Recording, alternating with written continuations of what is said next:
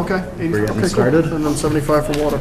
We are on. Welcome, everyone, to the March 20th, 2019 Abington Finance Committee meeting. We are continuing our series of meetings with the department heads from around town. We have a large slate in front of us for tonight, so we're going to get right to it. Leading off will be our water superintendent, Dan Callahan, to go over the water budget. And for the committee, the water budget starts on page 75 in our books. Good evening. How are you? Before we start, I want to introduce Joe LaPointe. He is, this is my last FinCom meeting. Really? Joe is stepping in, so I want to get his feet wet, and that way he can decide. No pun intended. Yeah, exactly. And he can decide if he really wants it or So not. he can figure out how to keep Yes, the I rest am. of us. Congratulations. Congratulations, Congrats. Dan. Very exciting news for you. I want to get out with gray hair instead of no hair. All right, as you I know. don't think I'll share that luck when I'm retired. As you know, our budgets, and jump in anytime you want, Joe, if anything, but is really predicated on the joint waterworks. That's 90% of our budget. Especially for the new people, basically the joint waterworks produces and delivers the water. Things like water mains, water meters, hydrants, those all belong to the town. That's part of the Abington Water Department. So I take my water budget, my joint budget, and I look at what we used for water last year. So the first good news of tonight is last year, in the FY19 budget, you people paid 47% of the, I think it was 47, yes, 47% of the joint budget, because you used 47% of the water. This year, you only used 46%. So you're getting a credit right there. You're only paying 46% of the joint budget. So we'll start with the joint.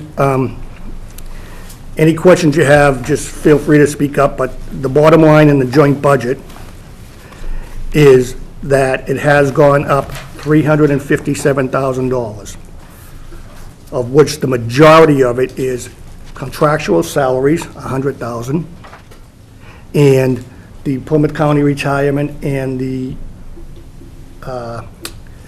medical, the health insurance. That's Tell me the number again, the increase, I'm sorry. $357,409.70 Jointly. jointly. Thank you. But the bottom line with that is, even though it's gone up that much, Abington's share is actually going down.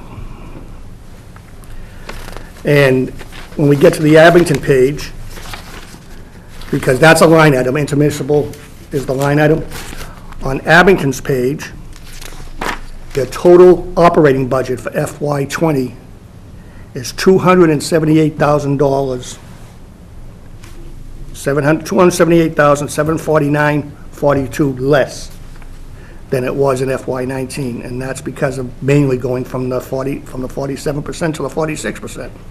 You're paying less on it and everything. The only thing I did do on that we are changing, I submitted that we were putting in to transfer $200,000 out of the undesignated fund balance to offset the operating budget. We are no longer going to do that because we have adopted a rate increase.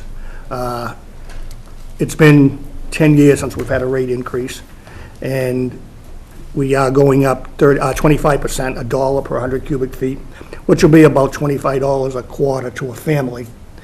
But we look on that as, it's a hard pill to swallow right now, but for 9 years, 10 years, we've been operating by the seat of our pants and keeping the money in your pocket and not in our pocket. But we've gotten to the point, especially with our bonding issues, that we now have to raise the rates. So we feel very comfortable that we will fund the budget, especially where and the other thing too, I should explain too, that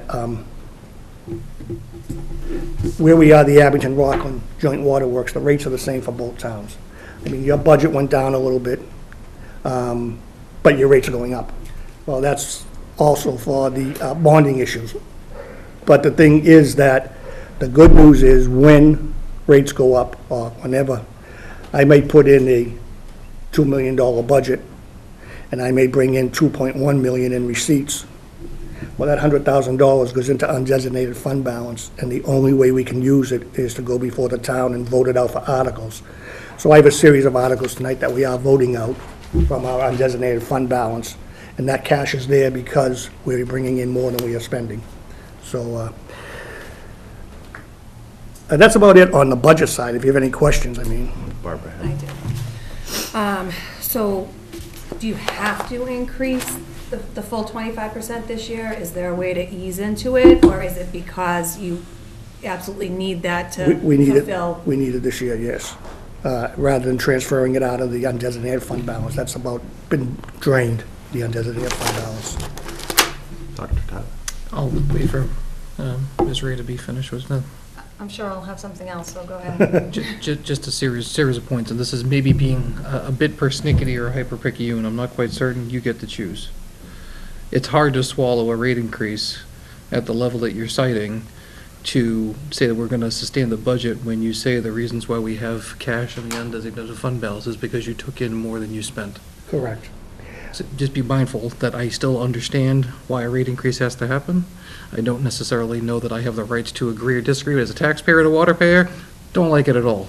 In fact, it drives me absolutely bonkers, but there's a board that you guys deal with and present it to, and they've already done their due diligence and have already voted. So my opinion notwithstanding, what is the effective date of that rate increase? July 1st. And per chance, has there been any discussions with town leadership as it relates to what the impact to the taxpayer is likely to be with, through the treasurer collector, with all of our total tax basis, our tax rate and all that stuff, with water, sewer, or water, and taxes? This is what the net increase to the taxpayer will be, and it's a limited question, so if you haven't had discussions, that's great, but that's where my mind is currently. Yeah, and you're absolutely right. We have not had discussions. We've pretty much stayed within our own realm. Thank you. Thank you, Mr. Chairman. Go ahead, I know you're I'm gonna. just going to wait in case anyone else had. Barbara. Asking more for education for anyone that's watching or listening, the quality of the water. If you will just address why certain areas have issues with brown water and why other areas don't, and the notices that come out that talk about different issues with the testing. So if you can just. Yeah, unfortunately, we are the Abington Rockland Joint Water Works. We are one system. We did have a problem in October, which we have to add chlorine to the water for disinfecting purposes. It's health issues. If you get organics and they tend to mix with the chlorine, it causes chlorine byproducts, trihalomethanes and halicylic acids. We did exceed the acceptable limit on trihalomethanes.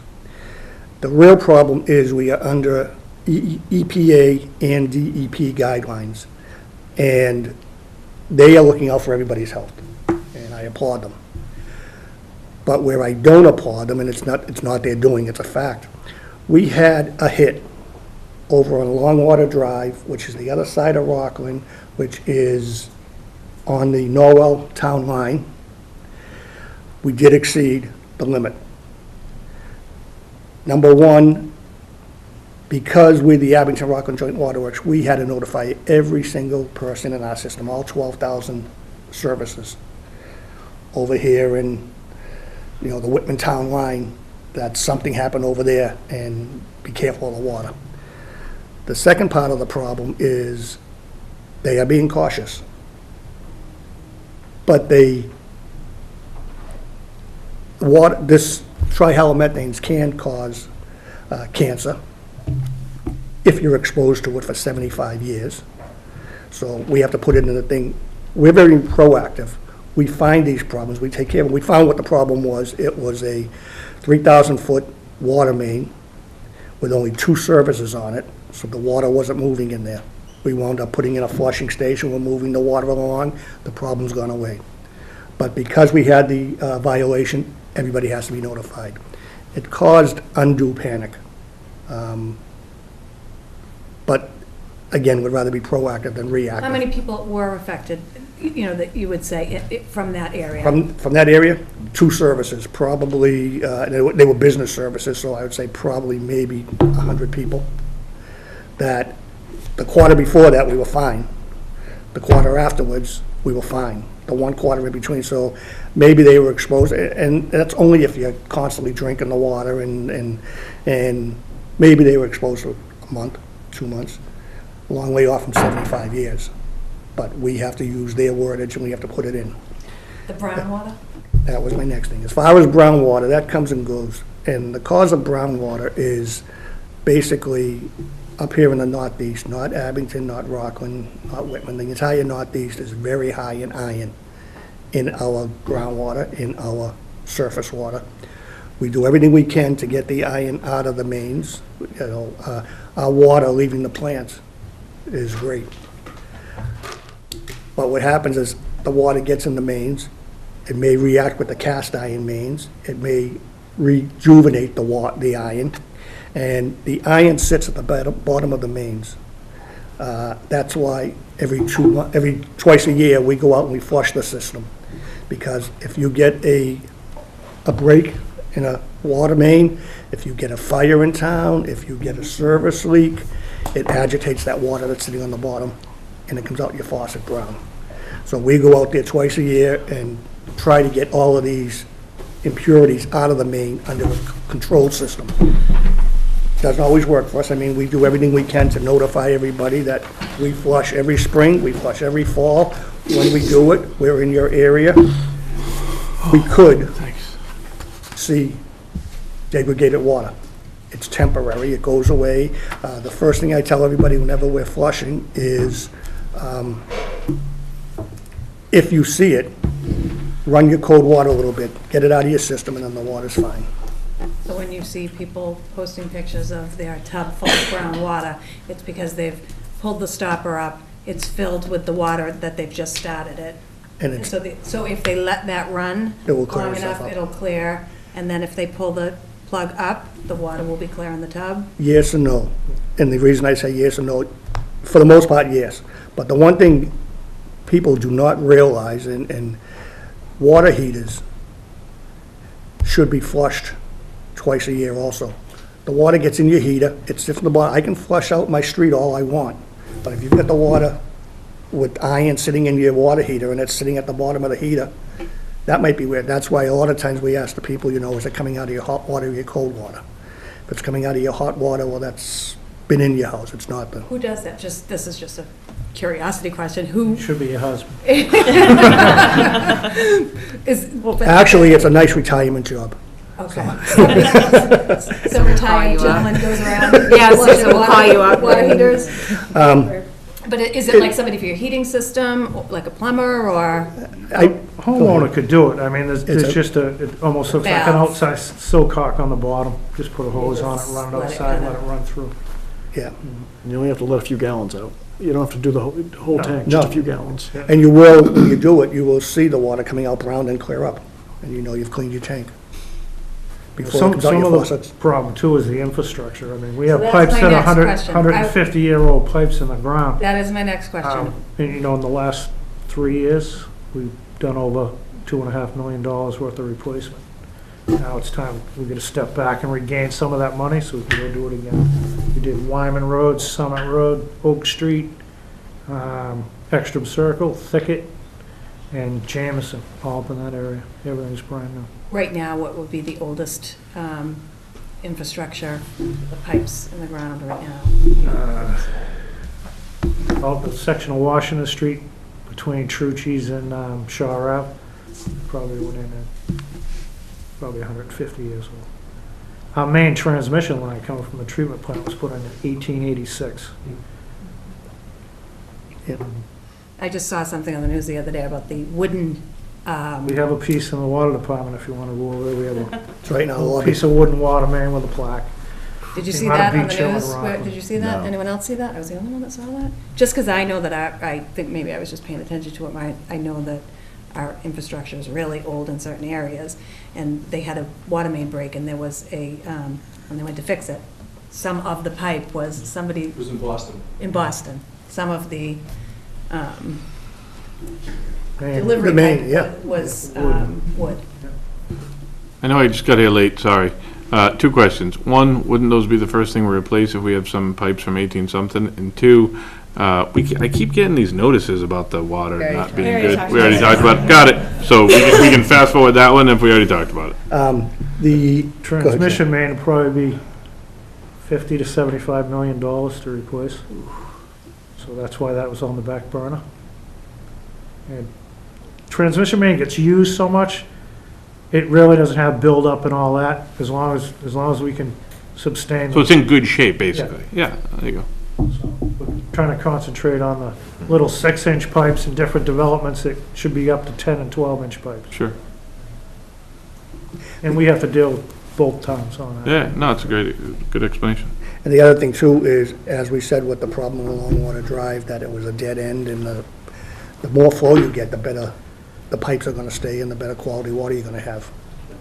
Originally, that used to feed all that industrial park where Wareguard used to be. And Norwell came in the back way and took all the property in Norwell. We used to feed Wareguard and all that. That's why that was a big pipe. We had all that in there. Norwell came in and took it over. So we only So now have we the only have first those two. two.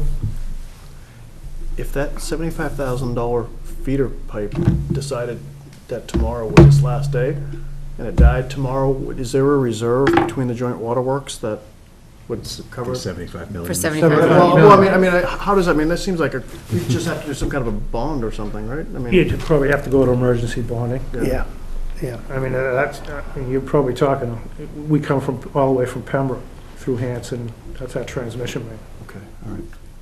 A lot of area to cover. Well, that's one of the, we have a great source over there at Great Sandy Bottom Pond, but it's when we get the water here to us. I do have one more. Just because we do have new people, and you Yep. usually give a really good explanation and presentation of how much we spend for a glass of water, or each person usually talk about the, Yeah, one of the things I bring up all the time is a gallon of gas at the pump station. What's it up to, $2.75 this week or something like that? Well, 2 gallons of gas will be $5.50. Even with this rate increase, it's going up to $4.50.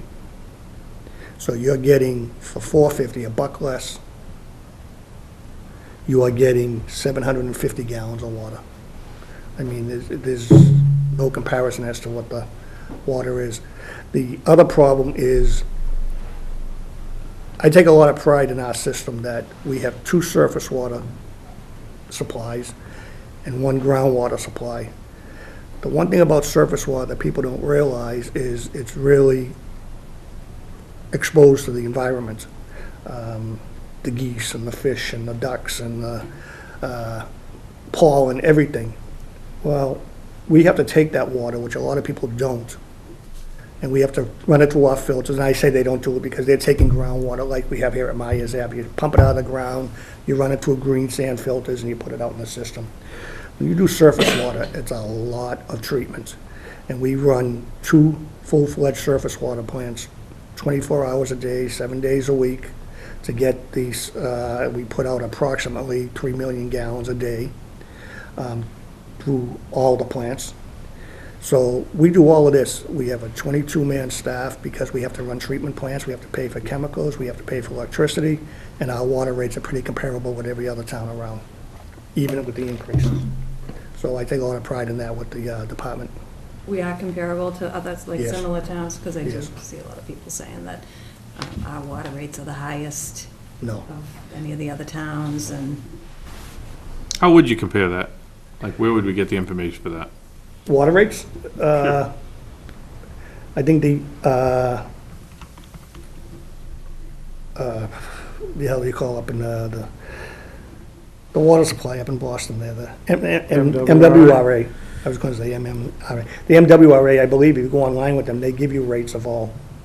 They do a survey every year of what the rates are. And again, like I say, we are pretty competitive. There were towns higher than us. But the other thing a lot of people are missing is that we have the surface water. That's a big decrement for cost. How are other towns able to use more of the groundwater than we are? Because they have it, we don't.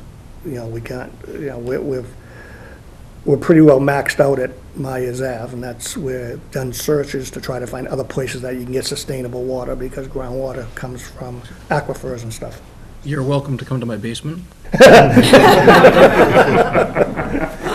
But we can't drink it. So is it because location? Is it because Yes. of location? Yes. That's really Makes it look like that. Anyone else? Questions? Did you want to go through my articles tonight? I have like half a dozen of them. Okay. I thought you meant the lines. I thought we meant like these budget. I was like, wait, didn't we just do all that? Yeah. Yeah, the articles are different. I was like, we don't need to go line by line.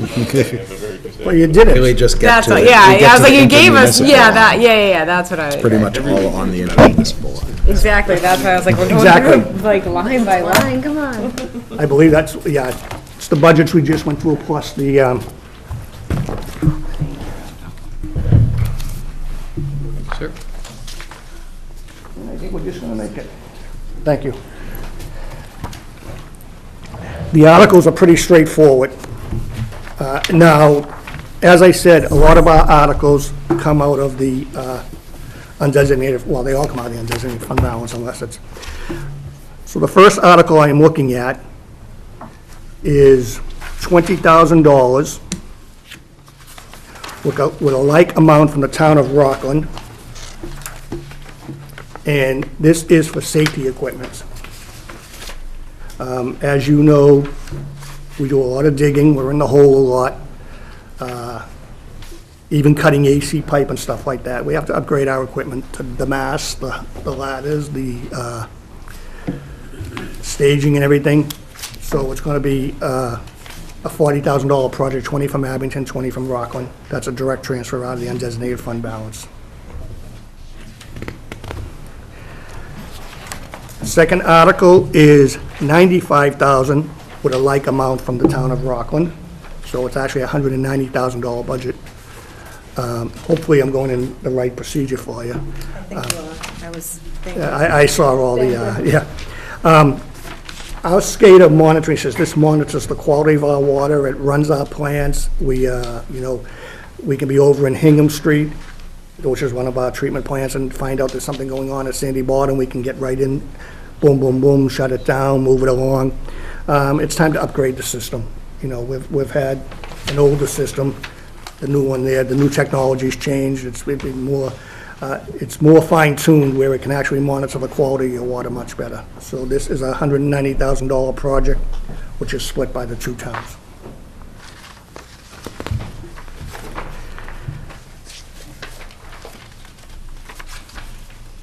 So anyway, you're on the articles, but Yes. the third page was this proposed costing, do we sort of just? So that's part of the budget. Yep. Can you just, what is the PC retirement? Plymouth County retirement. Yeah, what is that? That's what we pay into the retirement budget every year. The Waterworks pays their own Plymouth County retirement. It doesn't come out of the town budget. Yeah, thanks. Yeah, no problem. The next article is $10,000. This is an annual article, and we do our leak detection survey so that we can go out and we do it every year. We try to do it every year, sometimes every other year, but this year is coming up, and we hire a company that comes in and goes to every main in the entire town and detects if there's a leak underground that we don't know about, part of the water conservation program. Would it make sense to have that be part of the yearly budget? It could be. It could be. The only thing is, some of these things, leak detection is usually done every other year, so I don't put it into the budget regularly. But the other part is, if it's not in the budget and it's part of the undesignated fund balance transfer, well, that's another way we can save some money in the budget. It's the same money, it's just where it comes from. The next article is a repeat of last year's article. As you know, we were approved to lease to purchase a backhoe. It's a 5-year, $30,000 lease to purchase. This is this year's payment of $30,000. It's 150,000. is the total, yes, And you pay 30,000 each year. yes. The next article is Is that 32,000. just for Abington? Yes. Okay. Yes. We bought 2 backhoes. Rockland has one also. The next article is sick leave buyback for somebody that's retiring in the water department. And again, that's, it's contractual. You get the buyback, and it has to be voted out of the fund balance. You just can't take it, or you can't build it into your budget, because it's not going to be there next year. You weren't sick often, huh? No, I really haven't been. That's a good thing. 32,000. The next article is $50,000, which is for purchasing water meters. And as I said, when we started, meters and hydrants and mains, they belong to the town of Abington, so Rockland has a similar article coming out of their budget for their water meters.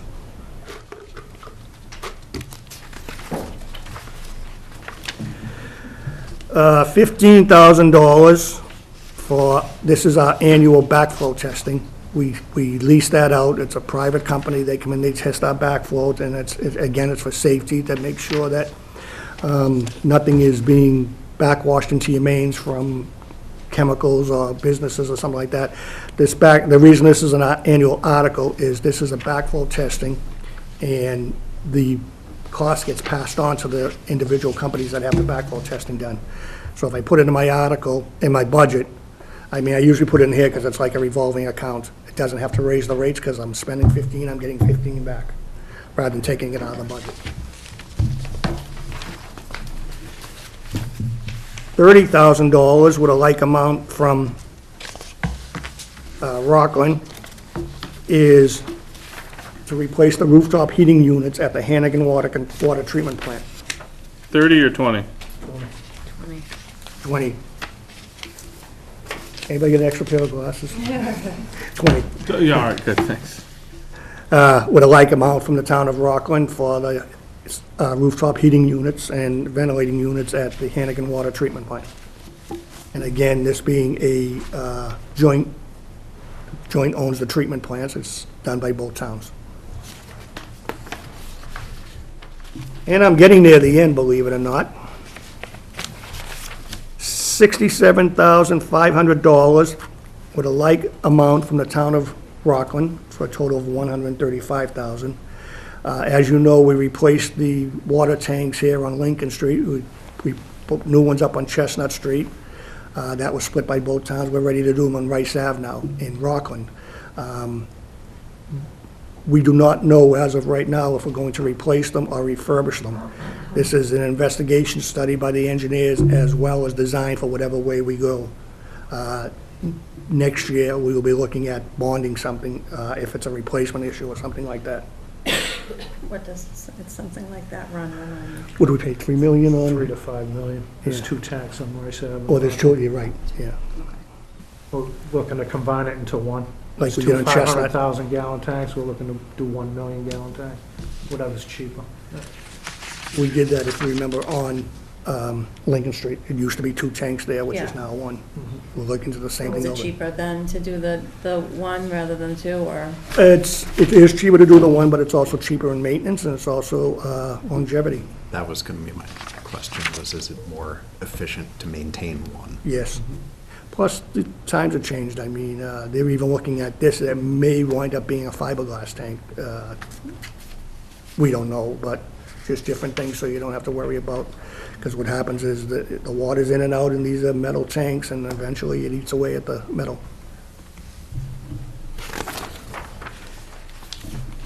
And last but not least is $60,000 from the undesignated fund balance. As Joe had mentioned earlier, all the water main upgrades we've done in town and everything, now we are left with cleaning up a few of the roads, repaving and cleaning up and stuff like that. We have some money left in the bond, but we will exceed the bond by the $60,000, so rather than do anything more with the bond, let's transfer the $60,000 out of the bond that was taken out to do all this roadway work. And I'm sorry, all the water main who replacement. does the paving and the road work? Actually, Keating got the bid this year, whoever Okay, so has you the go out to town bid. bid. We had it in our contract when we bid out the water main job, but if we go under the town bid price, it was almost $20 a ton cheaper. We probably saved $250,000 doing it that way. So we just pull it out of the contract that we had, for example, Selco did the contract. We pulled it out of their contract. Instead of paying them, we could have the town bid and they did it Along with themselves. the other. And is that one Abington specific? That's specifically Abington. This might be a weird question, but, so if you took all these and you added them to the cost of, say, the water, have we ever done that? Sort of divided them by the cup of water or a gallon of water, whatever we were talking about a minute ago? Yeah, no, we've never done that. Can we? I can do it, yeah. Just, I know some of them are sort of, my brain just works better if we throw everything in and then sort of divide by the number, you know what I mean? Just Yeah, to see yeah. if that's, not that if it's comparable to other places, but just to get, I think I've talked to, when somebody comes here and the salary's 50,000, right? But at the end of it, there's, overtime, there's whatever, it's 85. It's, the real number is 85, the 50 is tough because if we say yes to 50, but then it's 85, it's a whole different ballgame. It would help me. I don't know if Yeah. it helps anybody else, but. Yeah. I'm sure Joe would love to do that. for you. Yeah. But, I mean, to Greg, you missed. answer your that point a Dan little is bit. retiring. Oh, nice. A lot of the undesignated fund balance comes from developers coming in, systems Yep. development charges and all that, so it has no effect on the water rates. That's money we can put into the infrastructure. Yep.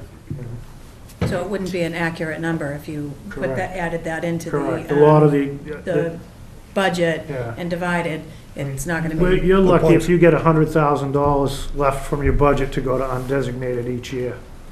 A Sure. lot of that comes in, we got a conservation, if you're gonna build a house, Yep. $600 a bedroom. Systems development, you gotta tap into the water mains.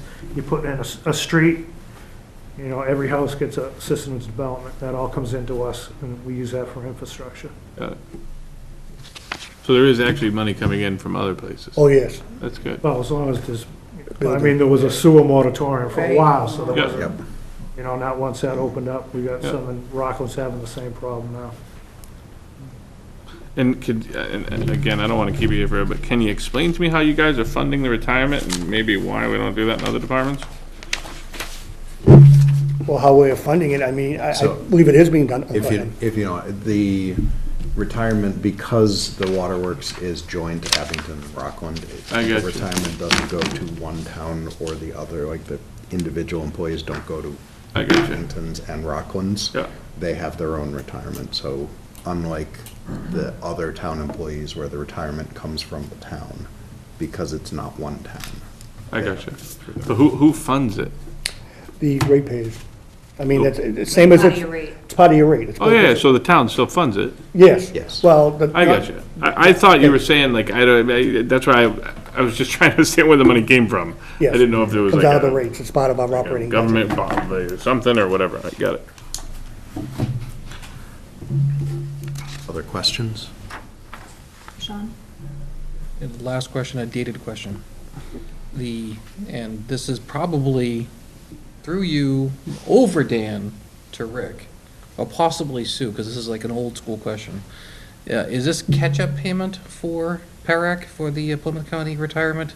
There was a period in time where we actually didn't pay, and we had to make backup payments. Has that already been completed? That's been completed, That's actually. yeah. old school question. This is actually the budget now. We're back on track. Is this it the was first 2 year we're years back on track? Oh, no, it's about 2 3 or 4 years ago. Oh, I thought- Okay, I Yeah, thought It two was were, before I was, no, I think it no, was. it was while, two early years when ago? I was on.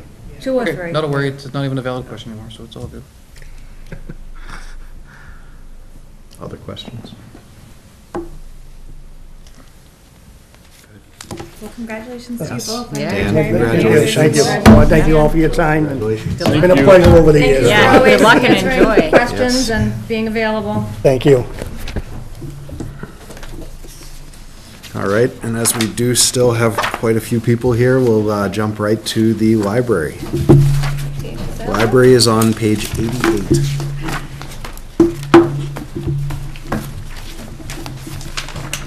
Good everybody. So for the couple of newer members, I'm Henry DiCarlo, I'm the chairman of the Board of Library Trustees. And the Library Trustee Board has some unique, by state law and by the charter, control over the public library. We happen to have a 9-member elected board, sort of the same size as this committee, right? We are the largest elected board in town, and I am chair of that board. We hire the director, and we get out of the way and let her run the library. Deb will be talking a little bit about some of the special requirements we have from the state to be part of the libraries. And I will tell you that things like joint purchasing and consortiums and resource sharing and things like that, we have been the leaders in that for decades. So I know your time is tight tonight, so I'll keep it short to the point and turn it over to Deb to talk to you about the budget. I'm Deb Grimmett. I'm the library director. I'll just say hi, and are we all set to go? Actually, I think Russ had a quick Yes. thing he wanted to state. I want to disclose that my sister-in-law was recently hired by the library. I have no direct conflict of interest and will remain impartial as we deliberate the library budget. And we are very pleased to have her. And I've often said that we need a genealogy of the town because Sarah was hired and I had no idea that she was actually related to anybody in town at all, let alone, it was really something of a surprise to me, so it is interesting. Okay, I'm going to start with the municipal appropriation requirement because that informs the budget. So those of you who have gotten the handout and had the speech before, just bear with me. And those of you who are new or who want a refresher, it's excitingly and fascinating, and I think there's more in that hand than that one, so there we go. It's exciting and fascinating information. So. Passing those, can I just ask, Henry, how long have you been on the library board of trustees? I think it's coming up on 29. I think so. I think 29 years, something like that. I've been accused by Kathy Riley, who of course was the vice chair for many years, that I'm going for Burt Wills' record. And the record is what? Burt was on for 50. Something to strive for. Yeah. Remember, we used to be in the Burton L. Wales Public Library? I do. You know?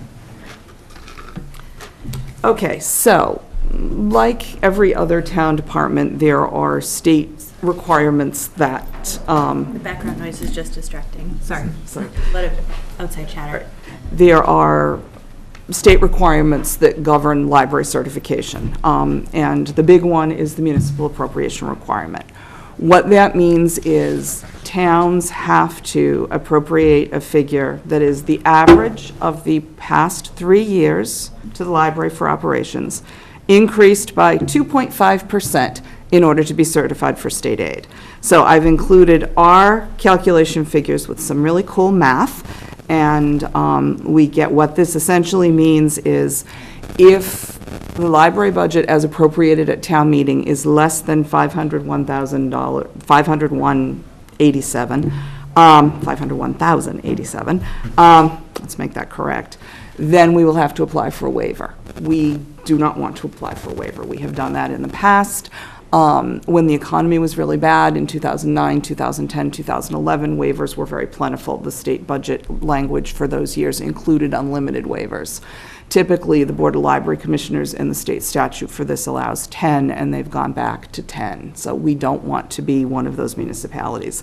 And for the last several years, we haven't. The library budget has been stable and has increased.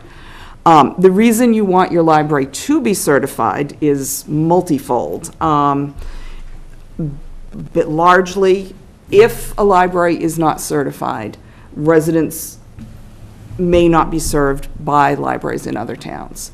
So, for example, if we are not certified, your Old Colony Library Network card will not be honored at other libraries. You won't be able to borrow anything, and other libraries don't have to send things here for you to borrow. And the reason for that is obviously sharing.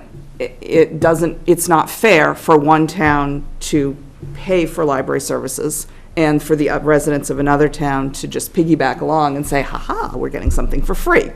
Libraries, that's not how libraries work. So that's the biggest reason for not wanting to lose certification, is the impact it will have on the people who use the library, of whom there are thousands of Abington residents. The other reason is that libraries get state aid money, and last year we got just about $30,000 in state aid. So you lose that. And clearly, nobody wants to lose money. We use state aid for lots of different things. We use it to supplement salary.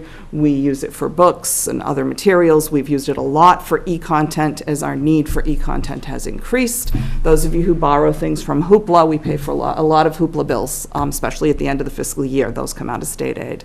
Hoopla? Hoopla, yes. You guys use Hoopla? Yeah, Hoopla, Your library card gets you Hoopla, yeah. And so if you're not, just say, if we weren't certified, how does that affect the e-borrowing, the electronic, is it the same as, you can't? That is an outstanding question, and one that OCLN and all of the networks are grappling with, because technology How do has you- outpaced policy. Right, how do you keep up with that? So, the answer to that question is, I don't know what will happen.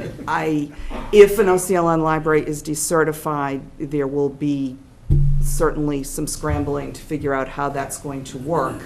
And let's hope it doesn't happen in the coming fiscal year, because I will be president of OCLN in the coming fiscal year, and I don't want to deal with it. No, I wasn't even thinking just Yeah. if Abington wasn't, Right. I just Yeah. mean if another town, Right. then how does Abington know that Yeah. somebody that's, And that's what I mean by the technology has, in an effort to get electronic content into the hands of patrons, the companies that sell electronic content to libraries, like Overdrive and Hoopla and so on, have really worked hard to make stuff available. Overdrive is our only shared content.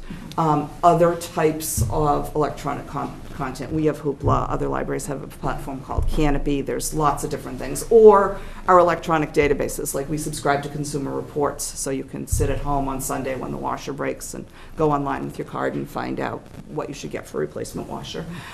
Those items are library-specific, so those we can't share in terms of their electronic licensing agreements. So it's really the content in the Overdrive collection, which is the biggest thing that we loan. And that's something that the library community is dealing with at the state level, because policy needs to catch up. So the answer is, very frankly, I don't know. And I'm really hoping it doesn't happen, at least in OCLN, because I don't want to deal with it. So in order to be certified, in addition to the municipal appropriation requirement, there are a whole list of things at the bottom of the page. We need to lend things to other residents of other towns, as long as their library is certified. For a town with Abington's population, we need to make sure that we spend 15% of the municipal appropriation and other items that budget items that we have, on items for direct patron use. So that means books, ebooks, magazines, DVDs, something for people to use, as opposed to the plastic covering that goes on the books, which is certainly necessary, but it's not a direct patron service. We have to fill out applications and report statistics to the state for state aid. We have to report non-resident borrowing, and the library director has to have a master's degree in library and information science from an accredited American Library Association accredited school, and be certified by the Massachusetts Board of Library Commissioners as being capable of being a library director. So those are all of the qualifications that the library has to meet in order to stay certified. Everybody with me? There'll be a quiz. If anyone has any further questions or wants to know more about state aid, in the interest of time, please reach out to me and come on in and sit down and talk to me. If you really want to delve into the intricacies of this, I would be happy to talk to you. So, moving on to our budget. What Deb's going to present is about 1.5% of the town budget. We think we can do more with that small percentage of the town's budget, or as much as any other department can do, to serve people from, of all ages, all ranges. So, obviously, like every other town department, we start with salaries. This year, we have a requested position. Again, those of you who have been on the Finance Committee for a long time will know that I've been saying again for a long time. And someday, I'm hoping that again will go away. I realize that may not be this year, but we really can use a part-time position to help us increase services to the schools, outreach, and other types of outreach services. So I will just make that plug. Everything else is fairly straightforward. I will say briefly that we did a salary study, and there is an increase to the director's salary. It's difficult to talk about your own salary, but I'm going to. Two things here. There were several years, and Barbara will definitely remember this, that library staff did not get raises. So the salary remained static. So currently, the Abington Library Director's salary is lagging behind comparable towns, not only our neighboring towns, but towns of comparable size, comparable populations. There are a couple of reasons why that would be a good thing to address. I will be very honest. One of them is personally, I think it would be a good thing to address. And secondly, I think that the town needs to have a salary that is appealing. While I will say that I am nowhere near retiring, I will also say that I was hired as the children's librarian when I was 23, and I am at least 3 decades out of my 20s. So in terms of an end game, looking years down the road, if the town wants to be able to hire a library director who is capable and competent and has vision to move the library forward, the salary needs to be comparable to surrounding communities that are comparable. So that's all I have to say about that. That's not a union, it's not, No. What do the other towns get? Okay, I'm glad you asked. I can tell you that the trustees look long and hard at these numbers, and we are unanimously in support of this increase.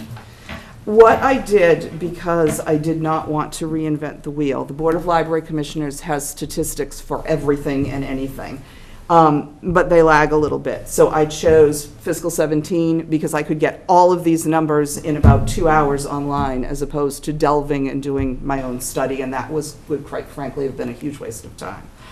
So for example, the fiscal 17 salary for the Town of Rockland's library director was $77,410. Abington's was $66,663. As a point of comparison, Rockland's direct circulation in fiscal 17 was $66,721. Ours was $95,876. Let's see. We'll go, who else shall we look at? Carver was $75,630. Again, Whitman was probably the closest. It was $67,095, so just a little bit higher. Another thing I looked at that point was also years appointed. I've been the director now for 11 years. The Whitman director is our former reference librarian, and I am very happy for her, but she's been their director for 6 months. So there's that. You look at a lot of things, and I like measuring outcomes. How do library services impact people's lives? Unfortunately, when you're talking about money, you'll have to look at outputs, as in what are your numbers? So we'll go with, we have, just as an interesting example, we have 266 staff hours per week. Rockland has 341. Which certainly means it's different. Our meeting room use, which this figure kind of blows me away, though. You know, the meeting room, the Copeland room, and the little study rooms, those 2 little study rooms. In fiscal 17, 1,551 uses for our meeting rooms. Just. Who uses those? Meeting room, and those would not be library programs. Those would be outside groups, condo associations. They pay to do that, right? No, it's a free public library service. Daisy Scout troops, Abington Condo Associations hold annual meetings there. That's a resident service. Do they give If- donations? Do they give any Some money? do, some Okay, don't. all right. Quilting groups, a writers, we have at least one, actually two writers groups that meet there. So the purpose of the meeting rooms is for the civic and entertainment engaging to provide community services. The only time we would charge is if they were staying after normal library hours, and that would incur us security or housekeeping or whatever charges. And are some of these businesses for-profit businesses, or that, okay, No Yeah. for-profit Yeah. businesses. got it. Condo association, the association for condos are not for-profit. That's a resident service because most condos don't actually have a place where they can meet. Those condos that do have community rooms meet on their own premises. We provide a meeting room once a year for those who don't. Does that number include school? In terms of Sometimes I know the school has functions, functions yeah. in those rooms, Yeah. so. Any non-library function. Any non-library And function. then Art also, displays and yes. things as we have the such. two small study rooms that get used constantly by tutors, people studying for exams, anybody can come in and book those rooms, and they're, people are fighting for those. Yeah, those get used on average between 95 and 110 times a month, which is a lot. What are your typical days open per month? We are open from Labor Day through Memorial Day. We are open 6 days a week, Monday through Saturday. We are open 4 nights a week until 8:30. We are open Saturdays from 10 to 5. We are closed Saturdays in the summer, and we are open from 12:30 to 5 on Friday. The library lost Friday morning hours in 1981, and when we were able, after the last fiscal crisis, to add something back, it was the feeling that Wednesday night, which we had been closed on Wednesday nights since the early 90s, would be more valuable in terms of families who work and stuff like that.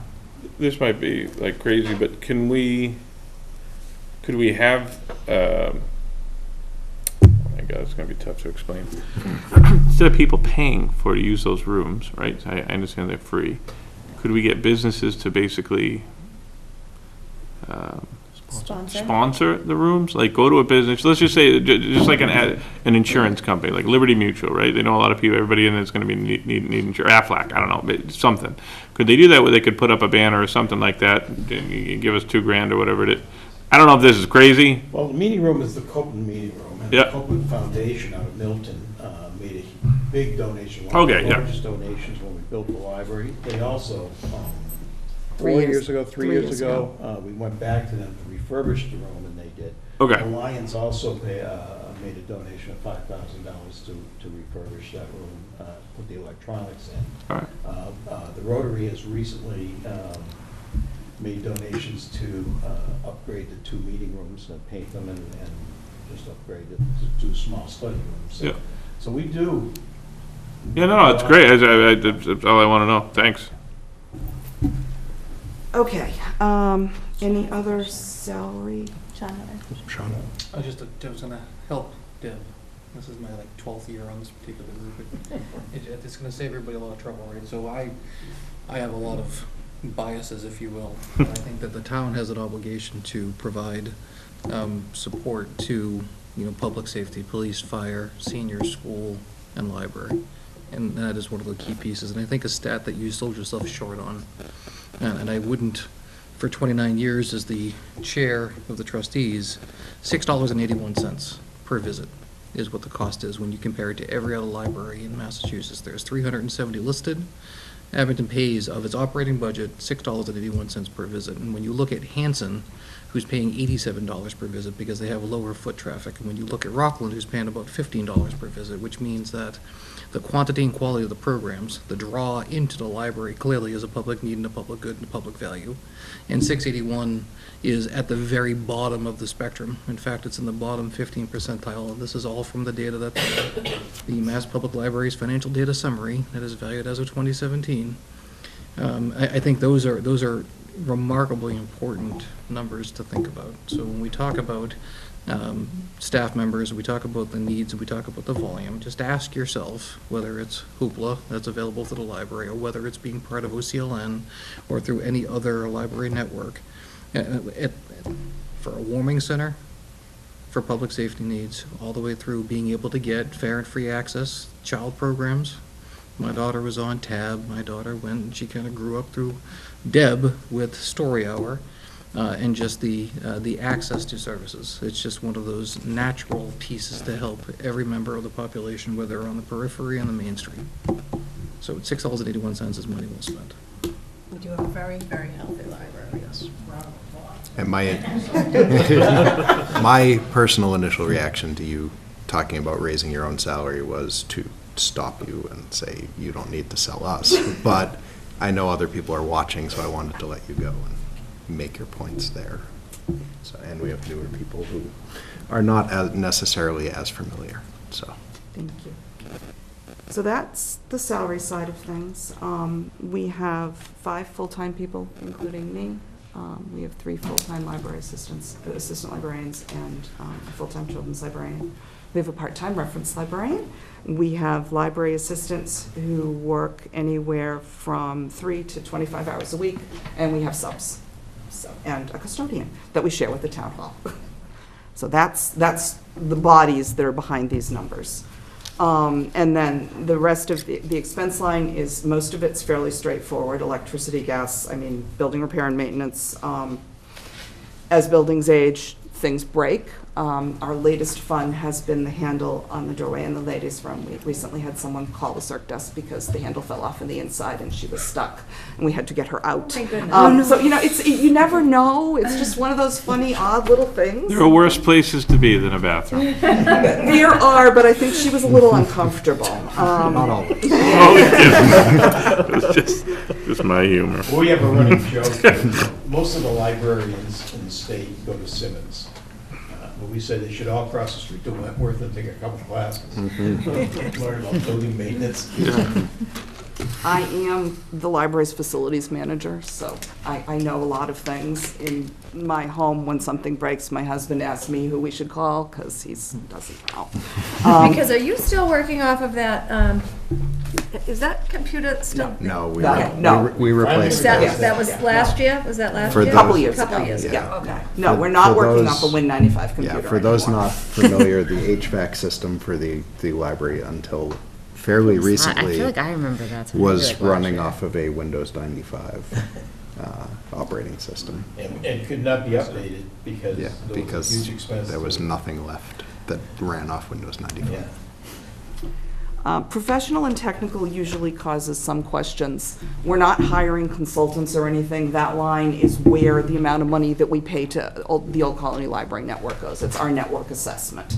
So essentially, OCLN provides the database, the circulation system, the patron database. We don't operate without OCLN. If you come in and OCLN is down, or we have had a telecommunications outage, and you see the staff at the desk with pencils writing checkouts on a piece of paper, that's what you'd be doing, only with no access to actually find anything. And we have more than 60,000 physical items in the building, so you need to be able to find them efficiently with a database. So OCLN does all of those things. OCLN also provides the platform for e-content, like Overdrive.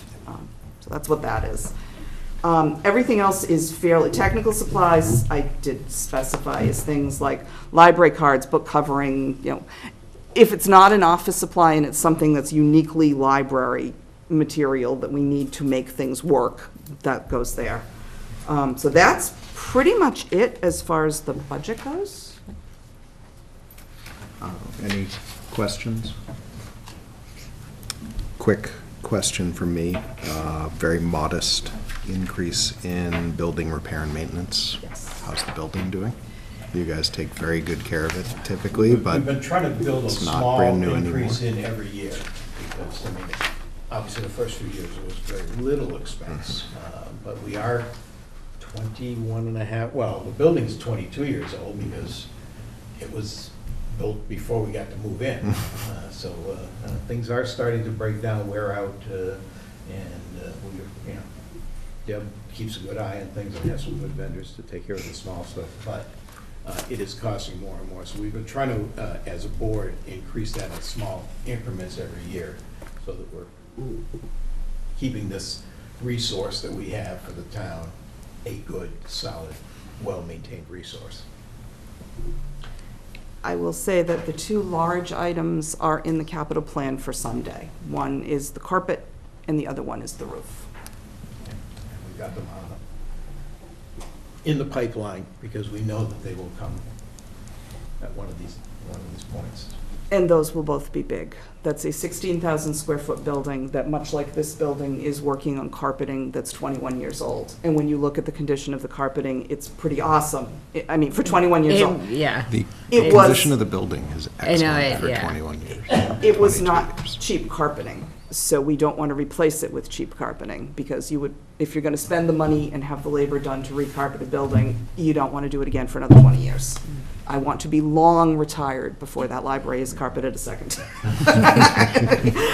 So there's that. And obviously, the roof is a roof. I was just gonna ask, have you had a recent vendor just give you any type of a ballpark estimate as to how much life is left on the roof? We have the roof inspected twice a year. We have a maintenance contract on the roof, and the roof is actually in pretty good shape. We have periodic leaks, we have patch fixes, and so in terms of how, it was supposed to be a 20-year roof. They both were. I mean, and that's fairly standard. I mean, obviously, the roof is working, so, you know, I think there is life left in the roof, but it needs to be thought of sooner rather than later. Having the maintenance contract is inexpensive and is a godsend, because problems typically get found before water comes into the building. Water in libraries is not good. Very expensive. It can be expensive, it can damage resources, and thinking about things like the materials in the wheels room, so the historical collection, some of those things are irreplaceable. So we do not want water coming into the library, other than properly through pipes. That's. The only thing we have for articles are the revolving fund articles. We have a small revolving fund for that use of the meeting room. We have a one for any books and materials that are not, that are gone and somebody has to reimburse us for. We want to have a way to actually use that money for the books and materials, book that we're replacing. And that's it. Did you see on the news about the guy that borrowed the book from the school library or the library in his town, and I don't see that, no one else sees this stuff. No one else watches the news. I forget how much they said. It was the rate to return. He brought the book back. It was however. He didn't borrow it, he found it in his attic. What we're talking about is the replacement cost for a book. In other words, if you borrow the They were book, talking about late fees. Yeah, this is The lost. late fees for that And this particular. book is lost, and we Right, get you have to a replace replacement it. fee. That should go to replace the book Yeah. and put it back on the shelf, so that's why we have a revolving account for that. You did, however, segue into my last Oh, point. You're good. Yes, you did. For informational purposes, some of you may have seen that the trustees voted in November, and effective January 15th, we did away with fines. I did not see that. You did So not I see saw that. the I other actually- stuff. I did not see that. I was surprised a couple times. Like, I got an email, I was like, oh, I gotta renew it, and then I was like, oh, I gotta pay, and I was like, I still don't? There are a number Not of that reasons. we're- yeah. There are a number of reasons for doing that. One, current library research suggests that punitive fines actually do not encourage people to return books. They encourage people to keep the books because they don't want to pay $70,000 or even $7. Or 7 cents. Punitive fines punish children particularly, and I have been concerned, especially since the opening of the middle school, that we have children walking over whose cards were blocked because they owed fines. And I submit to you that most sixth graders cannot get themselves here. Someone else is responsible for that. And when you have a child standing in front of you and they want a book, whether it's for school or for pleasure, you give them the book. So therefore, we were waiving fines, and the staff had directions to waive the fines. At that point, though, you are applying policy inconsistently, and I don't like inconsistency. It's bad customer service. So those are the sort of library reasons. The other reason that will be of interest to you is thinking about fines and think about the transaction. You owe 30 cents on your overdue book. Staff takes 30 cents, puts it in the drawer, records the payment on OCLN. Staff takes the money out of the drawer, the money gets rolled, it gets sent to the treasurer collector's office. How many staff hands in both departments handle this? How much does it cost to collect 30 cents? I submit to you that it cost more than the 30 cents that we were collecting. So in thinking about all of those things, the trustees decided to eliminate fines. We are the first small library in OCLN to do so. Weymouth has eliminated overdue fines. Quincy has eliminated it for children's and teen materials, and will probably by the end of the year do it on their adult collection, and Marshfield has eliminated fines. Can you make a donation if you That's what I was gonna say, yeah. Absolutely. Donations are gratefully accepted. Okay, because I was gonna say, I feel like that believe was there's always my never a time donation to to the library. make a donation. We couldn't, We use the library a lot, my kids get a lot of it, so. I know that we did away with it, so, and it looks like you're happy about it. We couldn't have like popped that onto taxes or something like that? It's different. Okay, I It's got you. different. I mean, fine money, our fine money has also been I don't know, I just, decreasing. if people owe me money, I want it, so, Do you but I get actually mean, it. can we raise taxes? Can you raise taxes? Okay, I have nothing to do with that. I Yeah, will I get say you. that Greg can talk to Rick about that. over the last 10 years, especially the last 3 or 4 years, what we've been taking in fine money has been decreasing because of electronic content and because of those cool little email reminders that people get 3 days before things are due. Yeah, you can So go they and renew renew them them on that, and yeah. that would get rid of the fines. We're also, OCLN is rolling out automatic renewals, so you'll be able to opt in so your things can automatically renew until they hit the renewal limit. And if you are worried that the town is not going to get the books back, hand in hand with eliminating fines comes decreasing the amount of time that something gets set to a bill. So for example, if someone has a book, they've reached their renewal limit, and they don't return it, they will get a bill. At the point at which they get a bill, their card is blocked in Abington and all 28 other OCLN libraries. The books will come back. The good piece of that is, all they have to bring is the book. They do not have to bring money. They don't have to be embarrassed. We don't have to have issues at the desk. And staff is actually doing things like recommending books to people instead of saying, you owe us 30 cents. Great,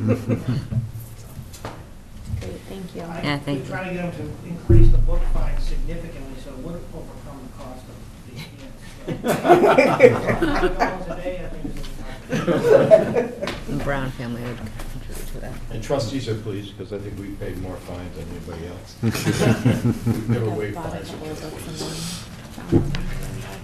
Questions? All right, anyone else have questions? No, thank you for Yeah. everything you Yes. do. Yeah. Thank we you all love for the your time. library, thank The you last very thing I would much. offer to all the members, but particularly the newer members, if anybody wants to come and actually have a tour, see all the back rooms and all the things that we have, Deb is always willing to do that, trustees are always willing to do that, and we invite you every year, and we certainly. Much would like to appreciated. do that. Thank you. Thank you. Very much. All right, we are moving right along. Our next department is the Council on Aging. We have Suzanne Justberg. I brought gifts, I'm just saying.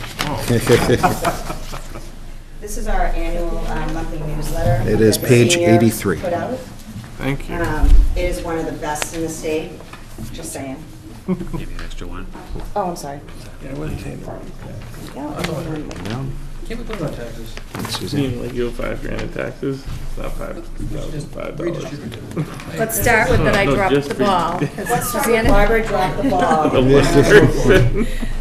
Suzanne's date was moved, Suzanne got Just for moved. you. and I thought it was moved to further down in the month, and so we were gonna get together before tonight and have not. But we didn't. So, Glad you want to publish that. It's excellent. you know what, honestly, Really does. we have our editor, Betty Slinger, who terrorizes all the town department heads and says, write something. And now I'm gonna throw Joe Shea under the bus because he was supposed to write something 2 months ago and has not. So she's gonna go up and see him. But it is great information. We do a lot at the senior center as far as outreach.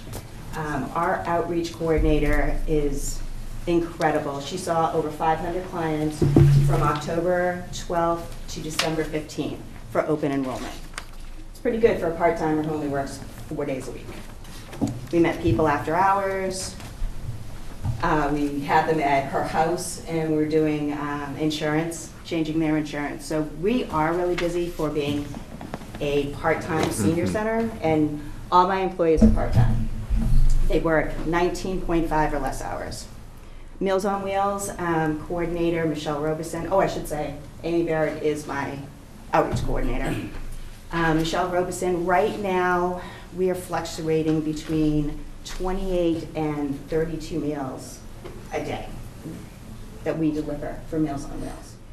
The fluctuation is somebody who is going in for surgery for a very short time and only needs meals for 2 weeks or, a couple of days. And it's good because we do check on them. 28 is a lot. It's a lot to deal with. We have volunteer drivers out sick, everybody, it's hands on deck. We're very interchangeable at the senior center.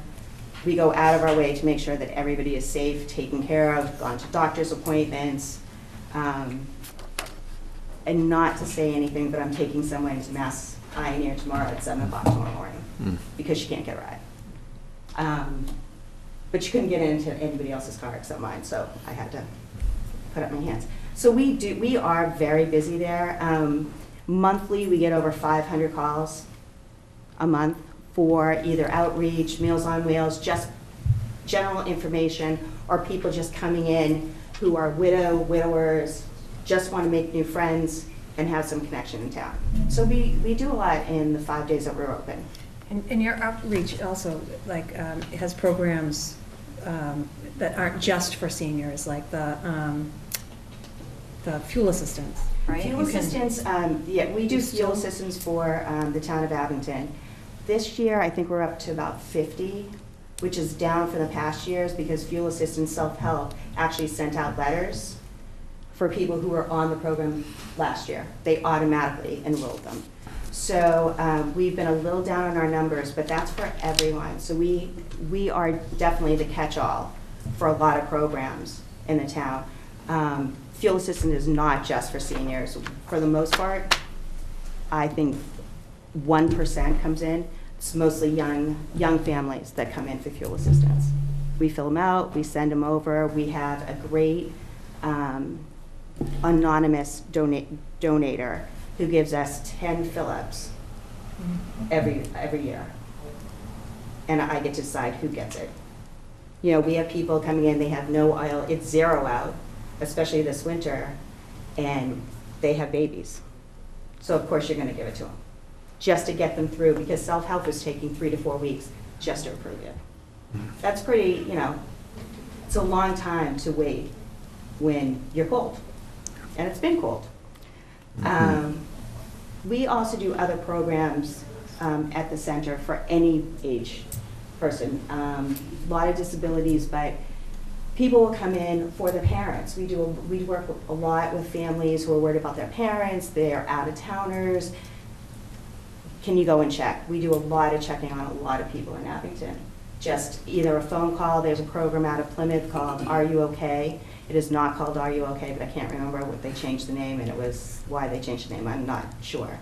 Are You Okay will call you at a certain time every single day. You talk to somebody on the phone, they ask how your day is, how you're feeling, they hang up, and if they cannot get a hold of you, in 45 minutes, they call the next person on your list. So everyone knows there is something wrong. Or there's something right. A lot of times with the clients, oh, I just went, I went away for lunch and I didn't want to, I totally forgot about it. Which that's what we hope for. We knock on wood and we hope for that. But we do a lot of programs at the senior center. We had a computer learning center. They're disbanding right now, but they're volunteering for seniors who want to learn some type of computers. And I'm actually directing them to do the cell phones, because they don't know how to use the iPads, all the cell phone part of it. But they're coming in as a volunteer basis. But their board was so big, and we're all aging. So they were like, we need to just kind of move on. But we do have 12 computers, and the computer room is always open to anybody who wants to use it. What else do we do? We do a chair yoga program. We do a lot of exercise programs there. We have Tai Chi, chair yoga, which is really super popular. Zumba Gold, which is just like a down, and we're starting line dancing next month. So there is a lot of stuff after hours and during the day for our seniors to go to. Honestly, it really is. If you drive by there, you'll see a lot of cars there. And how are your rentals, like for the? You know what, the rentals are, they're tough. We have Defenders, which is a band that plays. They practice at the senior center, but they're sporadic. They might come once a month. If they don't have a show, they're not gonna be there for a couple of months, and then they'll show up and do like 4. They know during the summertime that they're not allowed to come to the senior center because if it rains, community concerts come to the senior center, which is getting a little hairy because community concerts are getting so big, like 900 people for some of them, and they cannot fit in my center, so they have to figure something out. But they have keys, they always come.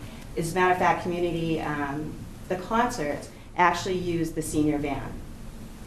Somebody, a town employee drives it because it's a long driveway for a lot of my seniors to come from the end all the way up to the bandstand. So we've been doing that for a couple of years now. And they give me a little bit of donation for the gas at the end of the summer.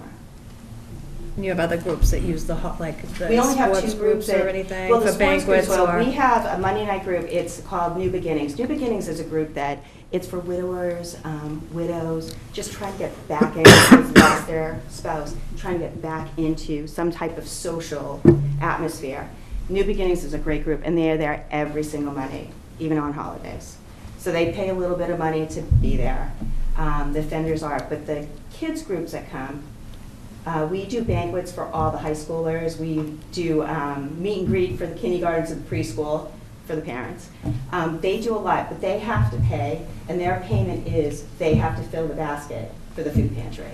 These groups don't have any money for me to say, you owe me this amount, but the kids have to learn that they have to.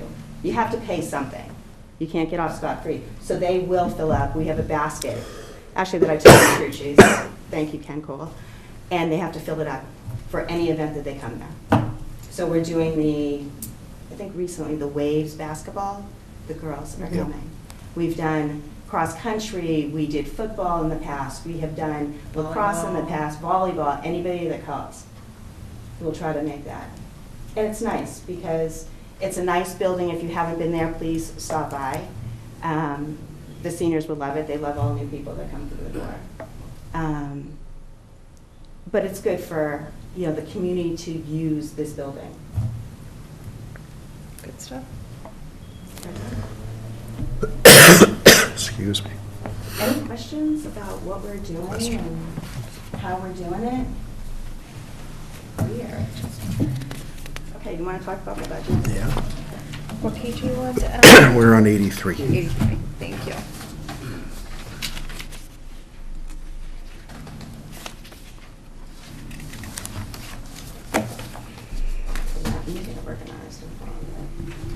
So for the most part, my budget hasn't changed. One of the bigger changes in the budget, which I can't spell now, is building use.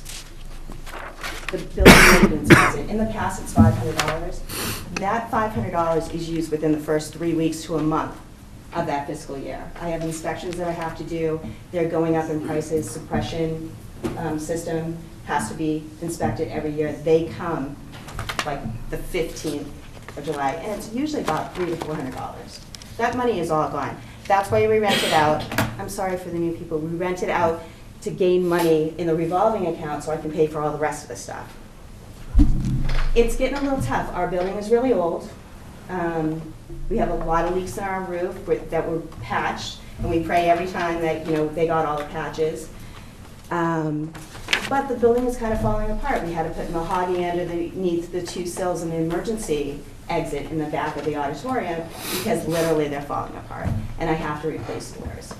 I just replaced 2 motors over the winter.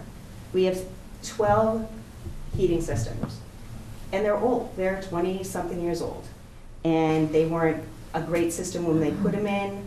So I replaced 2 of the motors, and it cost almost $3,000, and I get $500. So I'm asking for $4,000. I got $4,000 in the past. Probably 4 years ago, 5, Barbara would know better. I'm gonna say probably closer to 5 years ago. So, but there's a lot of stuff that I have to replace. I have to replace the 2 front doors eventually.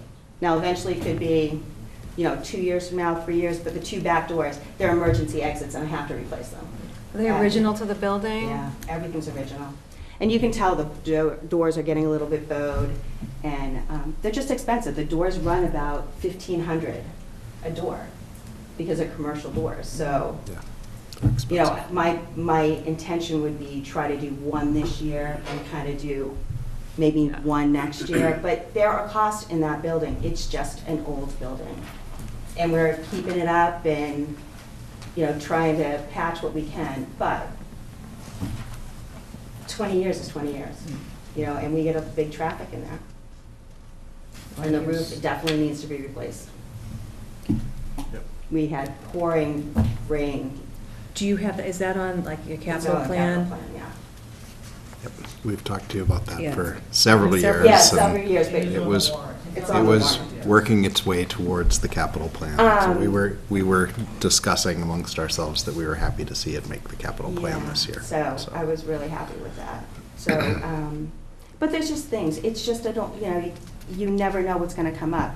Air conditioning units die right in the middle of summer, so you're gonna pay top dollar for that, for people to come out. It's just, we're trying to catch up. ACT, which is our air conditioning and heating company that comes to the center, we have them on contract. They try to come in April to make sure the AC is working.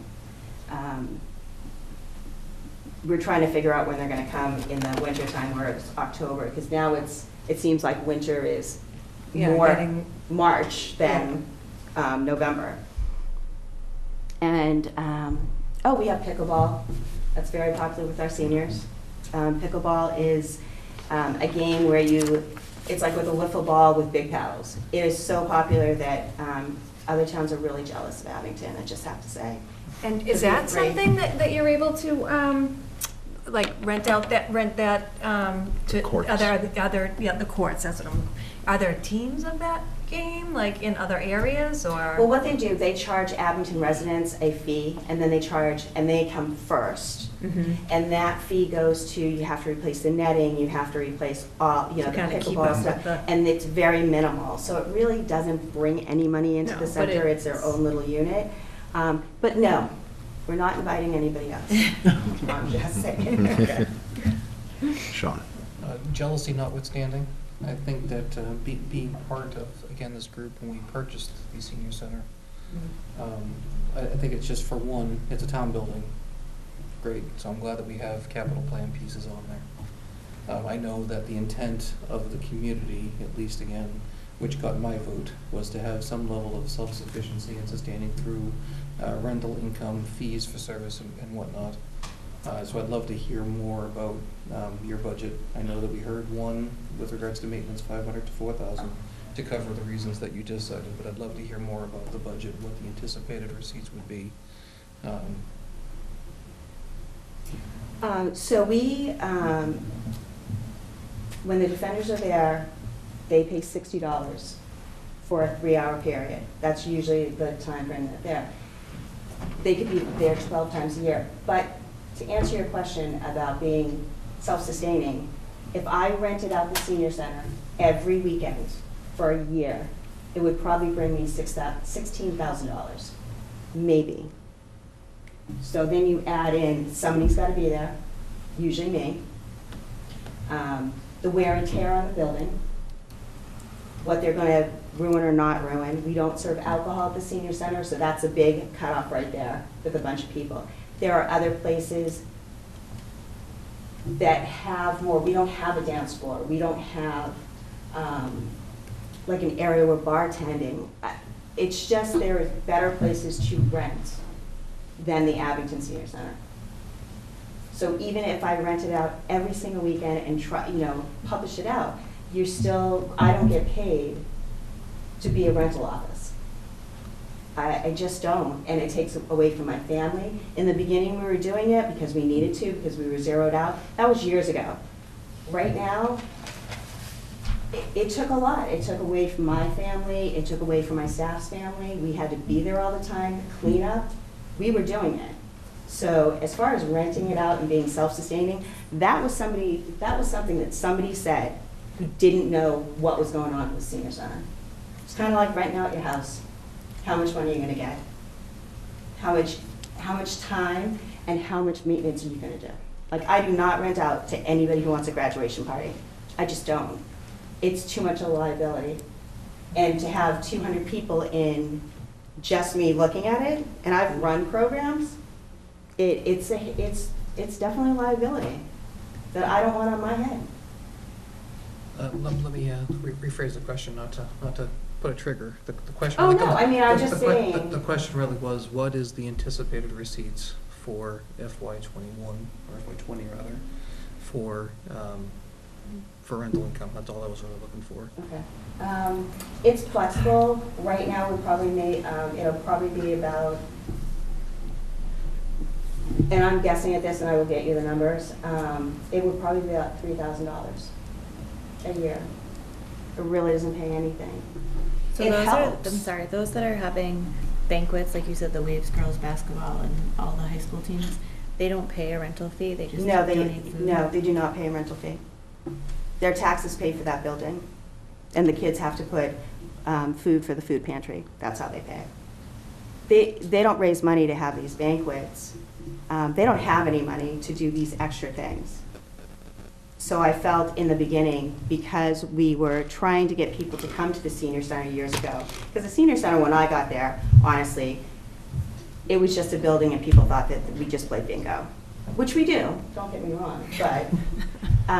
And the budget There- had been, We had no budget, so people weren't coming, they were just thinking, okay, it's gonna be managed, it's gonna be managed. It wasn't managed. You couldn't manage on a zero budget, you just couldn't. There's, the Friends of Abington Seniors were kind of compensating for the heat and electricity, and we were scrambling, trying to get everything else going. and I think you just, all you had was a building maintenance budget at one point, right? Because it was a town building, we had. Yeah, yeah, it was very minimal. So I think that it's just better. It gets better every year. We manage it better every year. We're better at our services every year and our rentals, but a lot, and honestly, a lot of people don't want to rent at the Abington Senior Center. It's kind of like, it's the Abington Senior Center. Do I really want to have a party there? But there's other people that we've had baby shower, first birthdays, second birthdays, third birthdays there, and they love it. So it's one of those, you're juggling. It's not for everyone, but It's not for everyone. Further questions? Okay.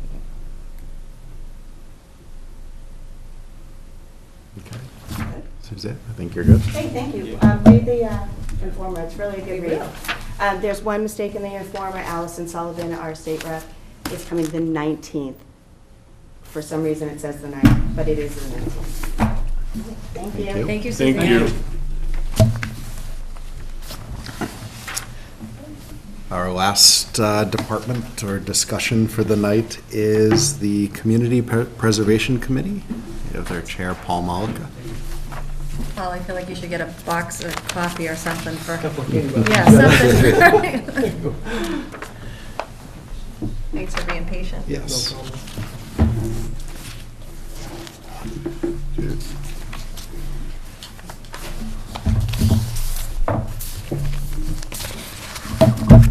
You're not in the budget, correct? No, no. We're self-sustained, so pressure's off. So Sean will be happy. It comes from your taxes. Yeah. I know. Let me give you a little background just to kind of bring you up to speed. The Community Preservation Committee is comprised of like 9 people, 5 of which are from the standing committees of the town and 4 are at large. So there's planning, park and rec, conservation, housing, historical, and the selectmen appoint the 4 at-large members, and the terms have 1 to 3 year terms staggered, so I think about 3 come due about every year. It was started, first budget was in February of 2018, and the usage are historical preservation, open space, outdoor recreation, affordable housing, and we do have the ability to expense up to 5% of our yearly budget. Our income comes 1.5% on taxes, and we get a state match each year in December. That's based on collected fees for mortgages and stuff like that. Last year, I think we got about 41,000. The year before was about 61. When we first got in it, there might have been 60 municipalities in the state that were part of it. Now they're like 165. There's only a few that aren't. So the match coming from the state, has diminished significantly, but it's money that we otherwise wouldn't have. And the allocation is, we put 5% for administration, and whatever money we don't spend on that goes back into our general fund. 10% has to be allocated, for a minimum 10% for housing, a minimum 10% for open space and recreation, a minimum 10% for historical, and 65% goes into a flexible account. And again, relative to the expenses, if we don't spend it, it goes back in. So we have administrative assistant Kelly Johnson, and everyone else is non-paid volunteer. Our expenses include, like, we pay for administrative assistant. Then if we need professional help, appraisals, if we need to run an ad, which we need to do, some general studies, due diligence, that's kind of the general expense type of stuff. And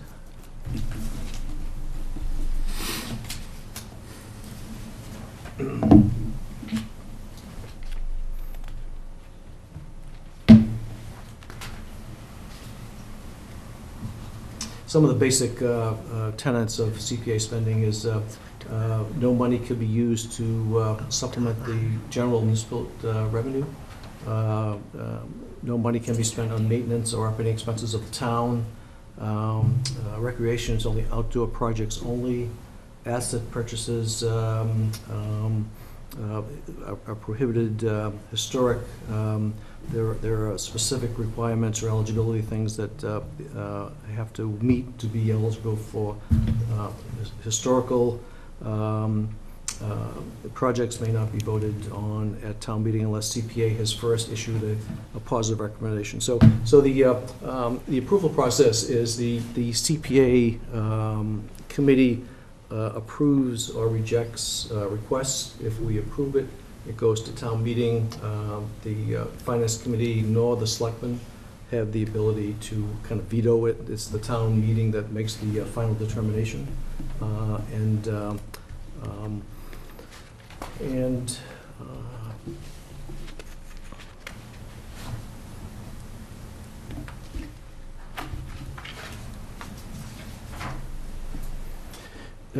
Before I get into the warrant articles, I want to give some special thanks to Jack Buckley, who, after his third attempt, got this approved at town meeting. For Dory and for Sue Mokum and Rick LaFawn, they've been huge helps to us, as well as DPW manager John Stone, who's done a lot of stuff for us in terms of improvements.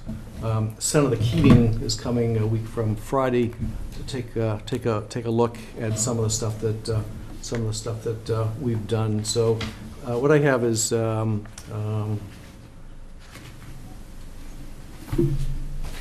take a pass around.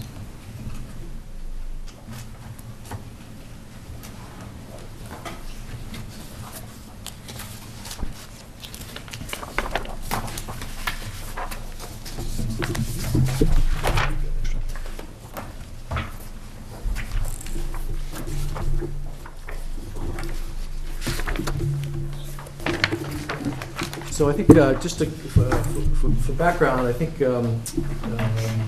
if we start on, let's go to page 5, which is at the bottom of the sheets are numbered. The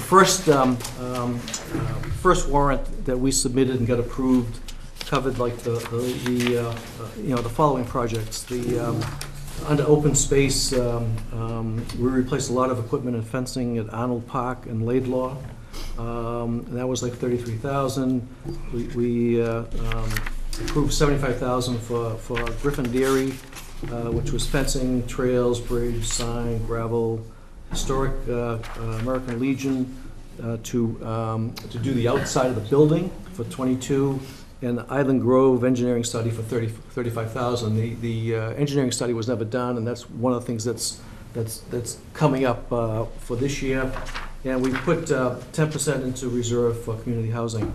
So the minimum amounts, if not used, accumulate. So you'll see we have about $136,000 for housing that we haven't used yet. And I think it was Norwell or Situate. They partnered up with a developer to do a subsidized housing project in their town. And one of the approvals under CPA is it's like we were approved like for I think it was 7 years, 5 years, and the money. Some of the money can be used for bonding. So if the number, the 10%, minimum 10% housing is like, say it's $40,000 a year, we could do a bond for $200,000 to help a project. So between the 136 that we have and probably another 200,000, we could come up with almost like 400,000 of cash. And if you look at some of the old schools that we have that are no longer used, the cost to renovate those schools into housing where the town owns the land, owns the building, we have money to put into it. It would probably be maybe 50% of the cost to just build a comparable facility on non-town owned property. So this piece is important to give the town some flexibility. I talked to Jack Buckley the other day, and Jack had a good idea. He thought it might make sense for CPA to do a feasibility study in terms of the housing aspect of it and see what makes some sense, Like senior housing? Yeah. Some additional, because we're limited with what we have for senior housing. So now if you go to page 3 is the what was approved at last town meeting for fiscal year 19. And again, we approved 5% for expense that we didn't use much of it, we went back in, but again, Griffin's Dairy, expansion of the parks and the bridges and the fields and stuff. If you haven't, sometime take a walk down at Griffin's Dairy, and It's really nice. that's probably like about a 50-year project.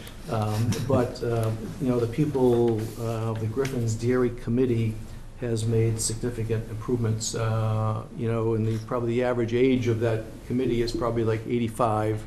And they're down there every all the time working like dogs. I've done great work. It is beautiful. And part of the process is that they'll submit. We assigned a CPA member as a liaison for each of the things that we approved, and that person kind of is his or her responsibility to kind of keep tabs on what we're doing, the funding and the progress and all that kind of stuff, to make sure that when they're requisitioning money for payment, that the work has actually been done. And we go through the same bidding processes that, Rick and Dory are the procurement officers for the town, and all these people go through that process. But also, some of that money was for surveying, DPW fencing, replacing fencing for various fields and parks. As a kind of a general statement, like I think all the stuff that these projects that have been completed or in process of completed or looking to get approved, these are, I think, my opinion, would be stuff that would otherwise never get done, because it would probably result in override payment, override votes, which is, it's pretty difficult to do. So these are good things. We replaced the Riley track. I don't know if you've seen the new track, the replacement of the track. Great job on that. It actually looks better. That's on the, Right over here, yeah, in the field. the old field? So this way, like, if you go Next to beyond where you library. park The to one- come here, If, when you park, instead of coming you to know where this the building, concerts you are go in the the other summer? way. In the woods?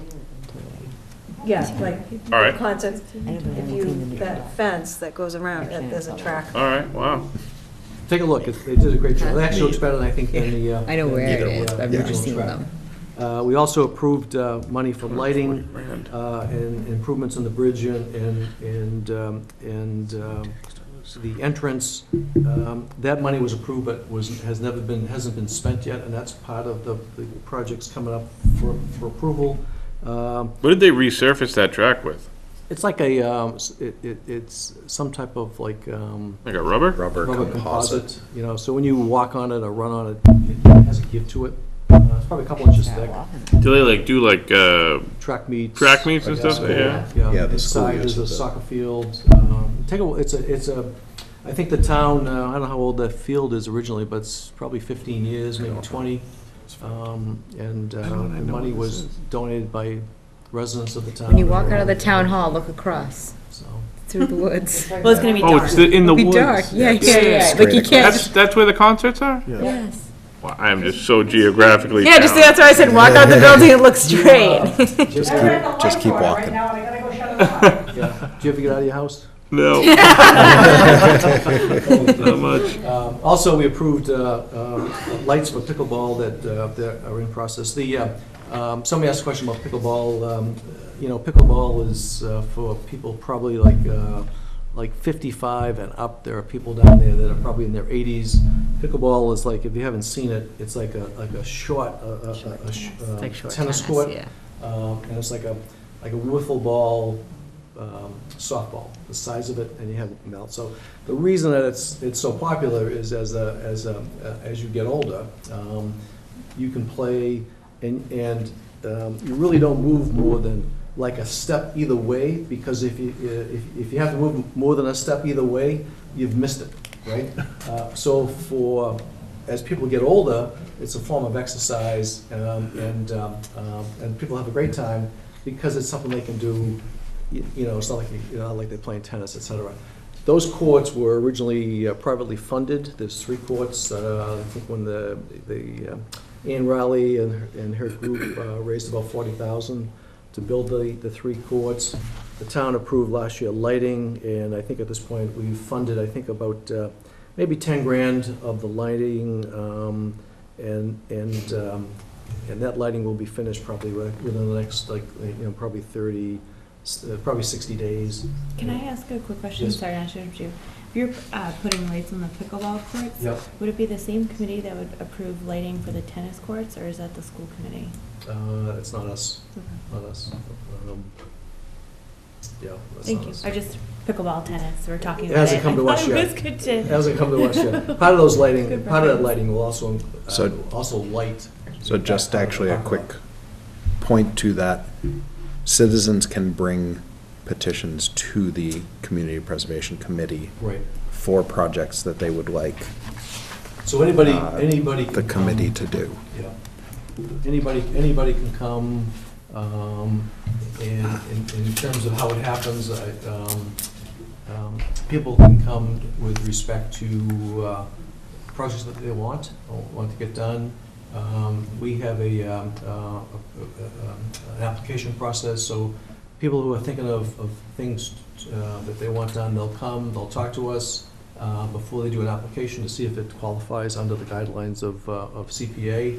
If it qualifies, we'll give them like a pre-approval that it meets eligibility. Then they'll fill an application out, and then we'll come back and we'll formally review their application and make a decision. But anybody can come.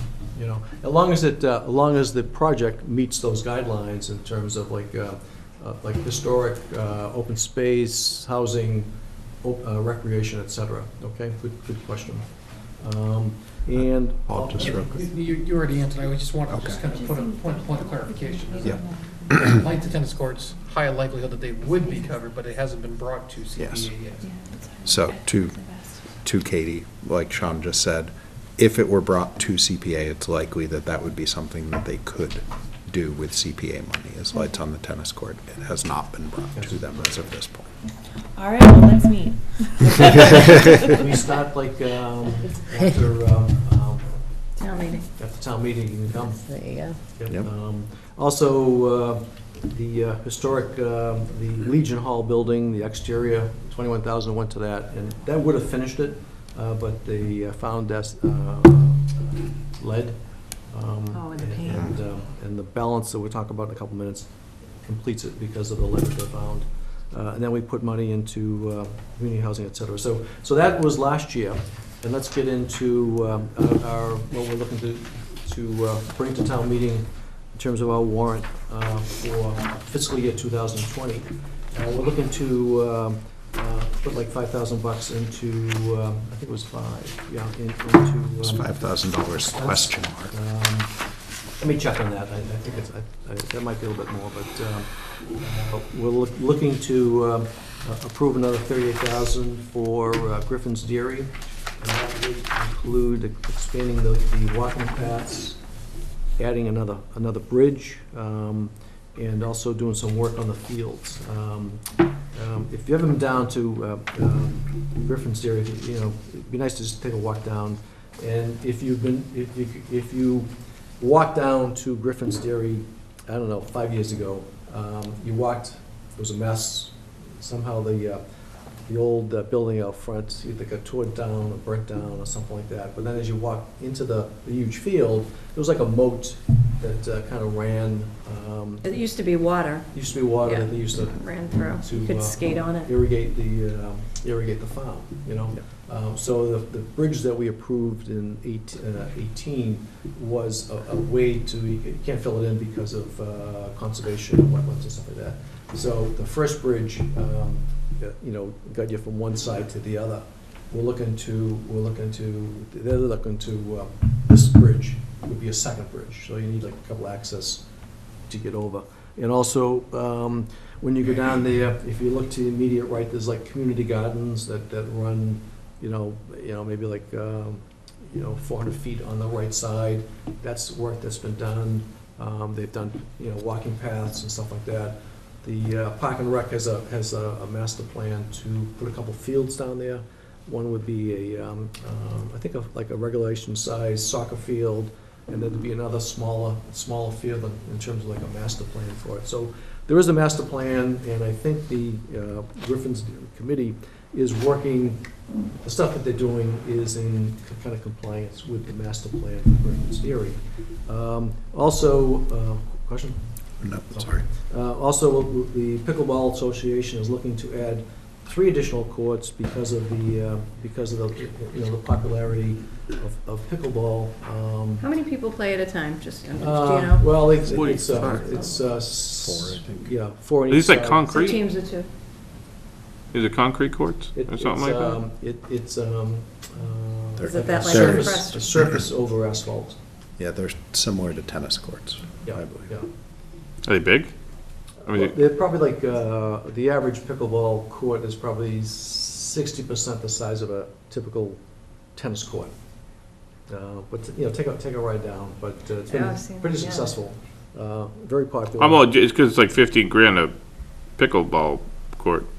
Right, and with the original 3 that they built, Yeah. it was privately funded, cost like 40 grand, and that was like 3 years ago.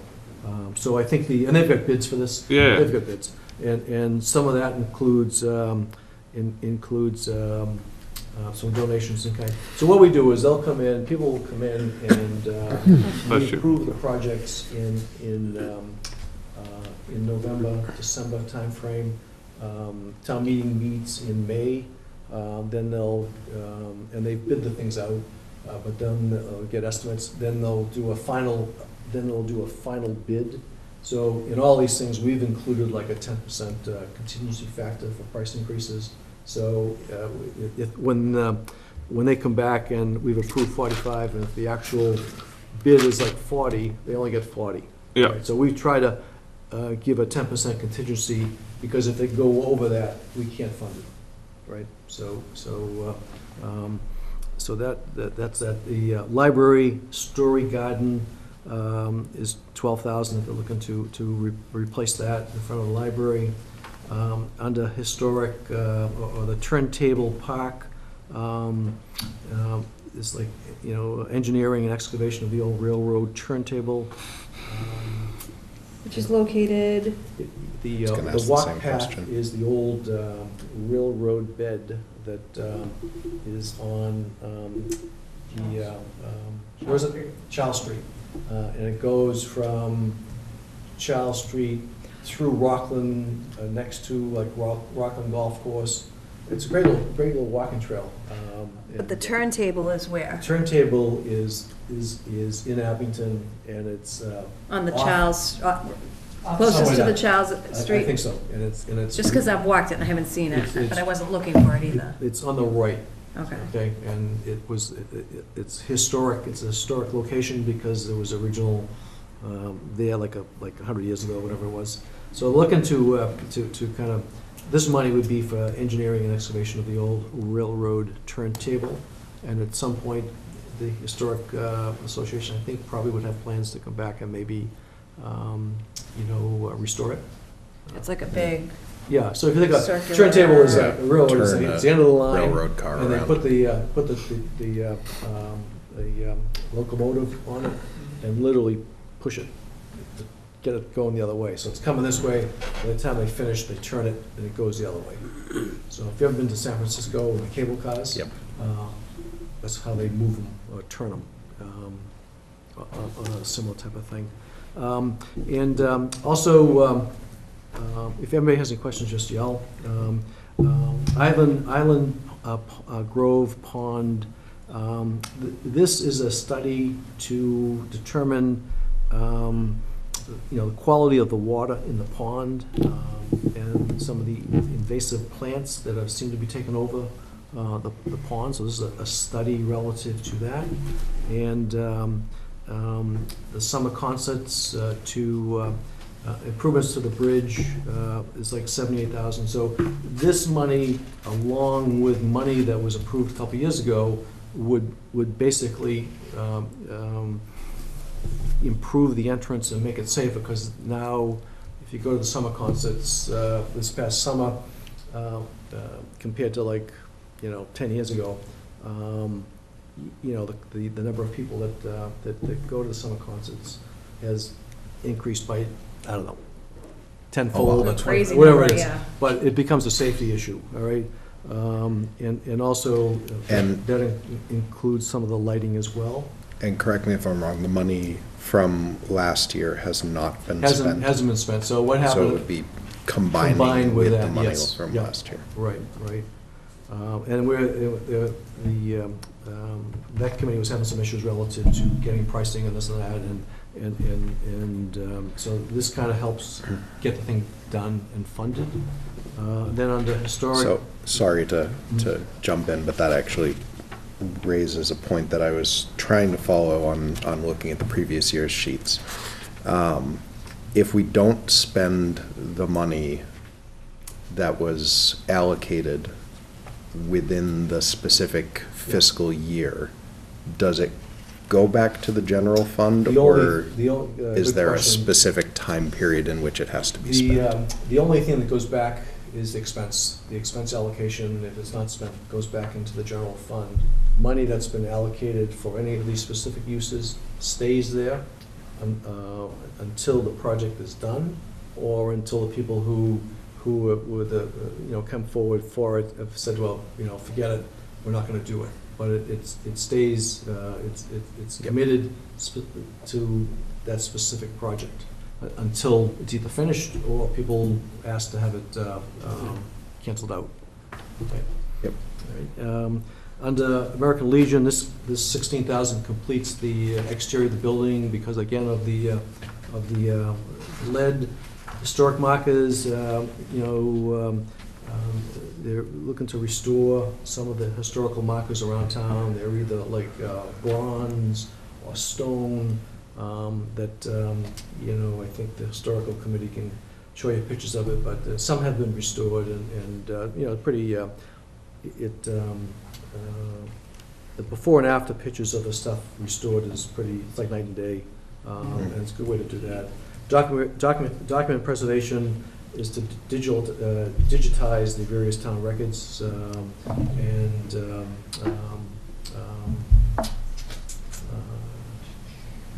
town clerk. Leanne. She's running out of space, and this takes care of those space issues. And then reserve for housing, et cetera. So if you go to the next page, we carried over about 20 grand. Can you just sort of explain that one a little bit more? So the document? Yeah, right now is like all the documents are paper, Yeah. and there's according to Leanne, like the space in the town hall here that they keep all the paper is full. So digitizing converts it to like electronic copies, so it takes care of those issues and preserves them, so in the event that the roof leaked or you had a fire, all that stuff is gone, now you have a backup. Mr. Molick, I think the question really came down to how does it fit into the CPA? Because of historic preservation of that. Okay. Good question. I missed So you. what happens to the originals? Are they moved off site or disposed of, or are they still there? They're still there. Yeah. All the documents that go back forever. I think the question is after they're digitized. They're still gonna keep them. Okay. But if something happened, they still have something. They'll be preserved forever electronically. But as far Original, as, but- as far as the space concerned, it doesn't really go away unless you find. Well, one of the things that, good question, one of the projects that we started to talk about was a kind of a separate, like, small building here, they could put all that stuff in, but they ran out of time relative to getting estimates and this and that, so that'll probably be something you'll probably see like this time next year, okay? So the space issue hasn't been resolved, but at least the preservation of the documents, this would take care of that, and someplace to store the stuff. And this document's pertaining to like how Abington was founded and stuff like that, or? All that stuff, yeah. Any all town Probably all the, records. probably every town meeting record that there ever was, all the town reports, all the. That's what I mean, so you're telling me as of today, that stuff's still on paper? Sure, yeah. Wow, that doesn't make any sense. And that's not, I don't think that's uncommon for most towns and cities. Oh, yeah, maybe. So I think that would, this is kind of a good start to preserving that. So if you go to page 2, you can see that our carryover from last year, anticipated revenue. So, quick question to the first line there, carryover from FY19. The bottom of page 3, we have balance carried forward to FY 2020 is 356,000 and change. Yeah, and Carryover from FY19 at the top of page 2 is 20,000. right, and the reconciliation is, that number wasn't quite accurate the year before. Okay. This number is, but also that carryover also includes stuff that, the uncommitted stuff. So anything that's committed that hasn't been spent, it's out of, it's, the 20 is after that. So we have money that hasn't been spent for the original engineering study of 35,000, the money that's been appropriated for housing, it's 130,000, so, but this 20 is net of all those commitments that haven't been totally funded yet. So what is? Sorry, just to kind of belabor that point a little bit. If I'm correct, the carryover is essentially the balance in the account minus what we commit in any specific year. And so, Yes. like, if we look to page, So just go. we start with page 5. Well, we go to were the at- bottom of 2, go to the bottom of 2. Yep. So for example, like Griffin's Dairy, we approved 85, we spent 14, there's a balance of 70,000. DPW fencing, nothing. Summer concerts, again, we haven't spent any from that, so. How does that happen? So I think more of what I was looking at was, if you look at page 4, where the balance in the top box, not the approved and spent, the balance was 938,644.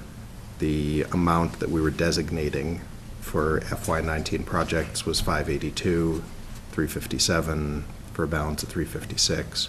Obviously, the balance there is adjusting with anticipated revenue. Yeah. But we had a carryover balance of 143. Right. Just note that that information on page 4, we overstated it. The Okay. information was overstated, so that's inaccurate. Okay, so we've, with Sue Malcolm's help, these numbers are accurate now. Accurate, yeah. Okay. So we're ignoring page 4. Yeah, just focus on 2. Okay. 1 and 2. So I think, again, that's what we'll be presenting, for the town meeting. And, again, all these projects, it'd be hard pressed to say that any of these projects are something that shouldn't be done, And I think the projects and work that have been done, people have done a great job on it. Give credit to all the people who, on those committees that do the actual work. And John Stone, at like a lot of the parks, replacement of the playground equipment, the fencing and stuff like that. We basically supplied the material. The DPW actually did the work. So we went out and hired like a private fence company. It would be double whatever the amounts were on that. So it was a good way to, with his help, to get a lot done, a lot more done with limited resources, so.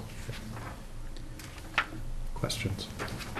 I do, but check with other people first. Just because I'm not familiar with the process, when it says anticipated revenue, where does that come from? Revenue comes, like 1.5% comes from taxes, and then we get, we share in the Mass CPA fund, based on percentages and stuff like that. So a percentage of revenue, if it's 360 for the year versus all the tax revenue from 165 communities, which might be $100 million. So we get a pro rata share of that based on ours. So this year we're I think the forecast is, I think about 60,000 that we'll get. And that money that the state shares comes from recording fees at Registry of Deeds, et cetera. And there are bills pending. There's a bill pending to get that increased at the state level, and Keating and Sullivan and whatever else represents us are all in favor of doing that. And at town meeting, we voted to opt into this, and so that increased our taxes by 1.5%. And we were able to. It's actually a surcharge on top of it. It's not actually part of the tax base. Oh, sorry. Okay. We receive a surcharge, but it's, we were able to choose It can be as much as 3%. what percentage that we It was wanted between to 1 opt in and 3, for. if I remember So there's correctly. 404, of that you said 1.5% is, The No, 360. that is the 1.5%. no, this is the 1.5%. Yes. Of, And then if you look at the top of page 2, of that's the the whole budget. 1.5% No. of the taxes brought in. Alright. That comes in from the surcharge. 1.5%. That's the surcharge that, Yeah, so the top 68 would of be the the, taxes would be brought in, coming from the state. essentially. Yeah. Alright, yeah.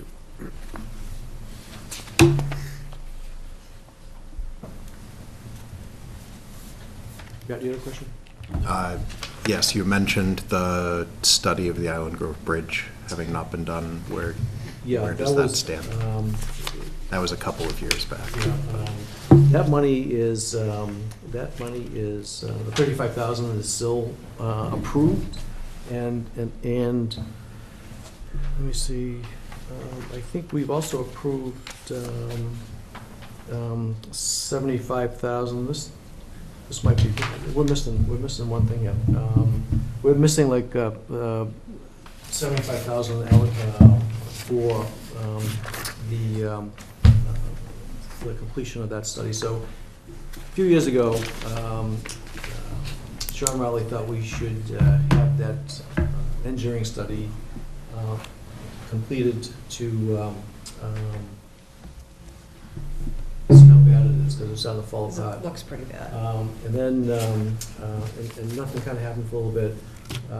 Rick and Dory went out and followed up on it, and the bid come in at, that we need another 75,000. So this thing is missing like the 75,000 for that. So, so the combination of that 75,000 and the 30,000 that was approved a couple of years ago will fund the study to determine, The study?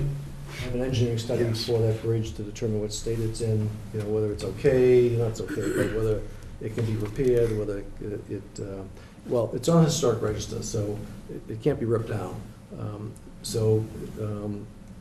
That will determine what the expense of it is to kind of bring it back.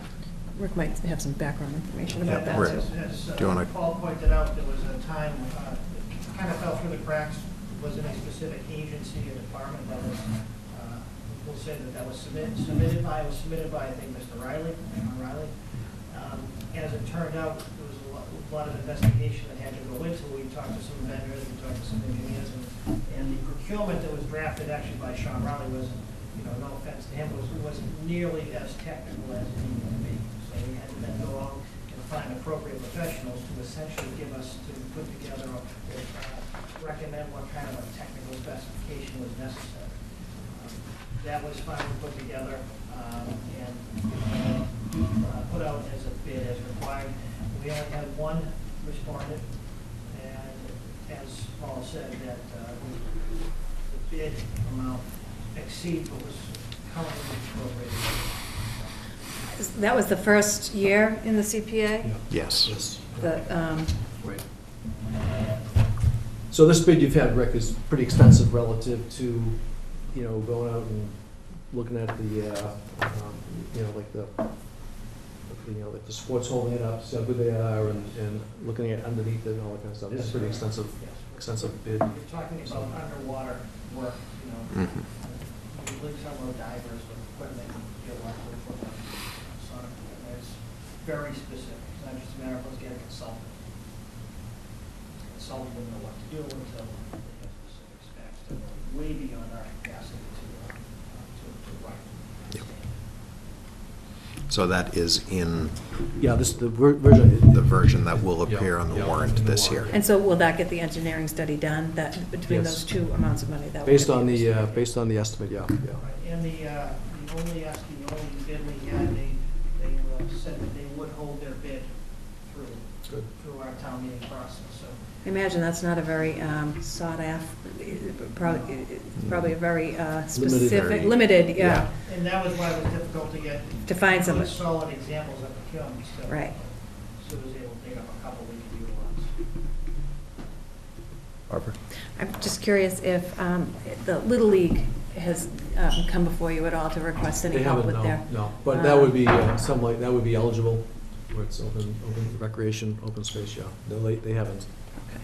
They haven't. They can get in line behind Katie. I would let the Little League go before my tennis lights. But, Just we didn't see it, no. Yeah, just there's been a lot of Yeah. A lot of talk about the discussion. fields and everything, a lot of Yeah, no, I discussion think, about this might be a good we avenue. We are required to have, to publish a report each year. We're also required to have a publicized open meeting that we put out in the papers and like that. So, hopefully, people listening to this tonight will know that what we do. So one of the biggest challenges is to getting out to people in the town to let them know what community preservation does and some of the uses of of the money. And we welcome everybody to come forward with their requests and projects and stuff like that, so hopefully You people. typically meet here at Town Hall? Yeah, meet across the hall there, yeah. And we have, like, our agenda is, posted, week before, 3 days, whatever it is, and stuff like that, but, On the town website, you yeah, can find it. yeah. We usually meet the first, usually the first Wednesday of the month. But we'll get into, probably like September, we'll probably meet a couple times a month.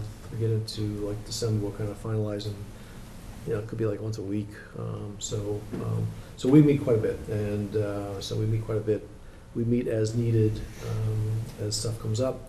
We meet as needed to fund the requisitions for work done. So we don't kind of hold anybody up, so we're basically as flexible as we need to be. Ooh, that was my other question. What's the flexible account? Flexible account is whatever we don't use goes into like the general pool that we can use in the future. Okay. So if we've allocated 10% for housing, and they come forth and they have a request for like 15%, we go to the general fund for the other For the 5. other. Yeah. Not the general fund of the town, the general Correct. fund of The- yeah. The CPA general Yeah. fund. Good point. Good point. Good point.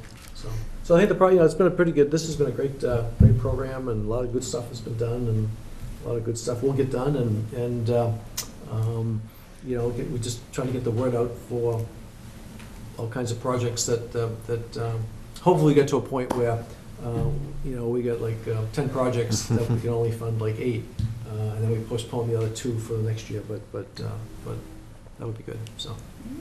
Other questions?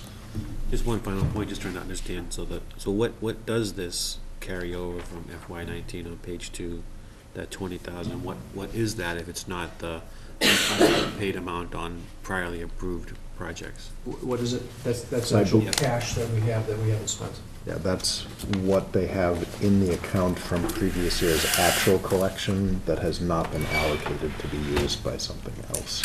I see, so that amount can go up and down year to year, and you can use it as needed? Yeah, we can carry that to the next. So if you look at the bottom of page 1, it's essentially the balance carried forward to this year is, like, that would add. 207. Is this the only department we can do that with? But, so that's the part I don't understand, because Yeah, not a department. It's funded, He it's says funded, that's wrong. the town voted for this particular, Got it. to adopt. Match this. The town voted to adopt the Community Preservation Act, which for all intents and purposes established is, as Joe had already pointed out, or Paul rather had already pointed out, is that you have 5 town departments, you have 4 at-large members, they oversee a pot of cash where 1.5% is part of a surcharge from Registry of Deeds, and the other comes from matching funds from the state. So it doesn't get treated as, Got it. It's not a department of the town. It's Got it. actually the will of the taxpayers that you can spend this money on these With- projects that this group is With already- specific restrictions on how it can be spent and None of- amounts none that of it have can to be spent. None of it can be used for Percentages. any of the general expenses of the town. Right. Can you help, just so that Joe will Yep. understand? I think Sue A better was gonna explanation? jump in, so Sue, Okay. Sue She can may. definitely So, help. Basically, your revenue source is an estimate, and sometimes you're not collecting what you collected your collections fully in the prior year. So we're saying 1.5%, but you might be taking in revenues from the prior year. So those are actually revenues that are more than what we estimated to have received, and it ends up closing to, just like our free cash, it's undesignated fund balance. Oh, do you? Because now I'm like, so. Well, yeah, so it sounded like what he was saying was that this 356 isn't the number here, because this 356 includes the portion of the projects that have been approved but not yet paid. Correct. So then this 20 is what you just said. What is, the- right, the- what the- wasn't approved and just The extra leftover money anticipated. that they Yeah. received. So that 63 that you received more. Difference than you between what we anticipated. took in and what we approved to spend. Yeah, I gotcha. Okay. And because it's a percentage, it could be Right. a very, you can't nail it Yeah, perfectly. it's hard to estimate. All right, that makes sense. now. Accurately. That makes sense. Anyone else? Comments, questions? Paul, thank you very much for your time. Thank you, Paul. All right. We are close to the end of tonight's meeting. Do we have any liaison reports?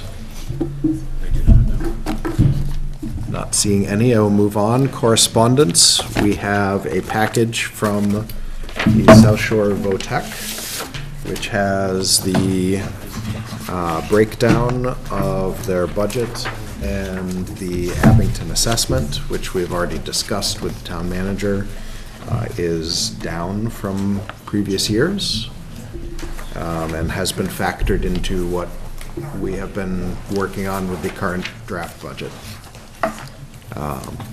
And we have 2 copies of the same edition of the Beacon.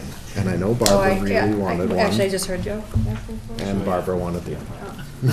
I think that was Greg. And that was all of our correspondence. Really? He wants it. And we do have meeting minutes from our last meeting, the meeting on March 6th, that were very detailed and expertly prepared. I think it's the longest meeting minutes I've seen from any of our meetings. Motion to approve the meeting minutes of March 6, 2019. I have a motion, is there a second? Second. Motion and second. All those, is there any discussion on the minutes? Without that, all those in favor of approving the meeting minutes from the meeting on March 6th? Those opposed? Those abstaining? And they are approved. Our next meeting will be next Wednesday, March 27th. Oh, So I just wanted to. and we have an update from our town. A breakdown of personnel costs over and above salaries, and Yes. I can distribute this to you at the end of the meeting, but also email it to you, but as we Sweet. discussed prior, it's between 25% and 50% in terms of benefits, so treasurer and town accountant work this out. One other brief point is, rather than give you a whole lot of paper, we should have a better grasp on our fixed costs by the beginning of April. We have some collective bargaining that we're hoping to wrap up in the next few weeks, so rather than give you another document that isn't worth the paper it's written on in a couple of weeks, we can hold on a couple more weeks, we'd appreciate it. Appreciate that. With that, next meeting is March 27th, next Wednesday. Is there any other discussion, comments, motions? Motion to adjourn. Second. Motion and a second. Is there any discussion? Without any, all those in favor of adjourning? Those opposed, those abstaining, we are adjourned.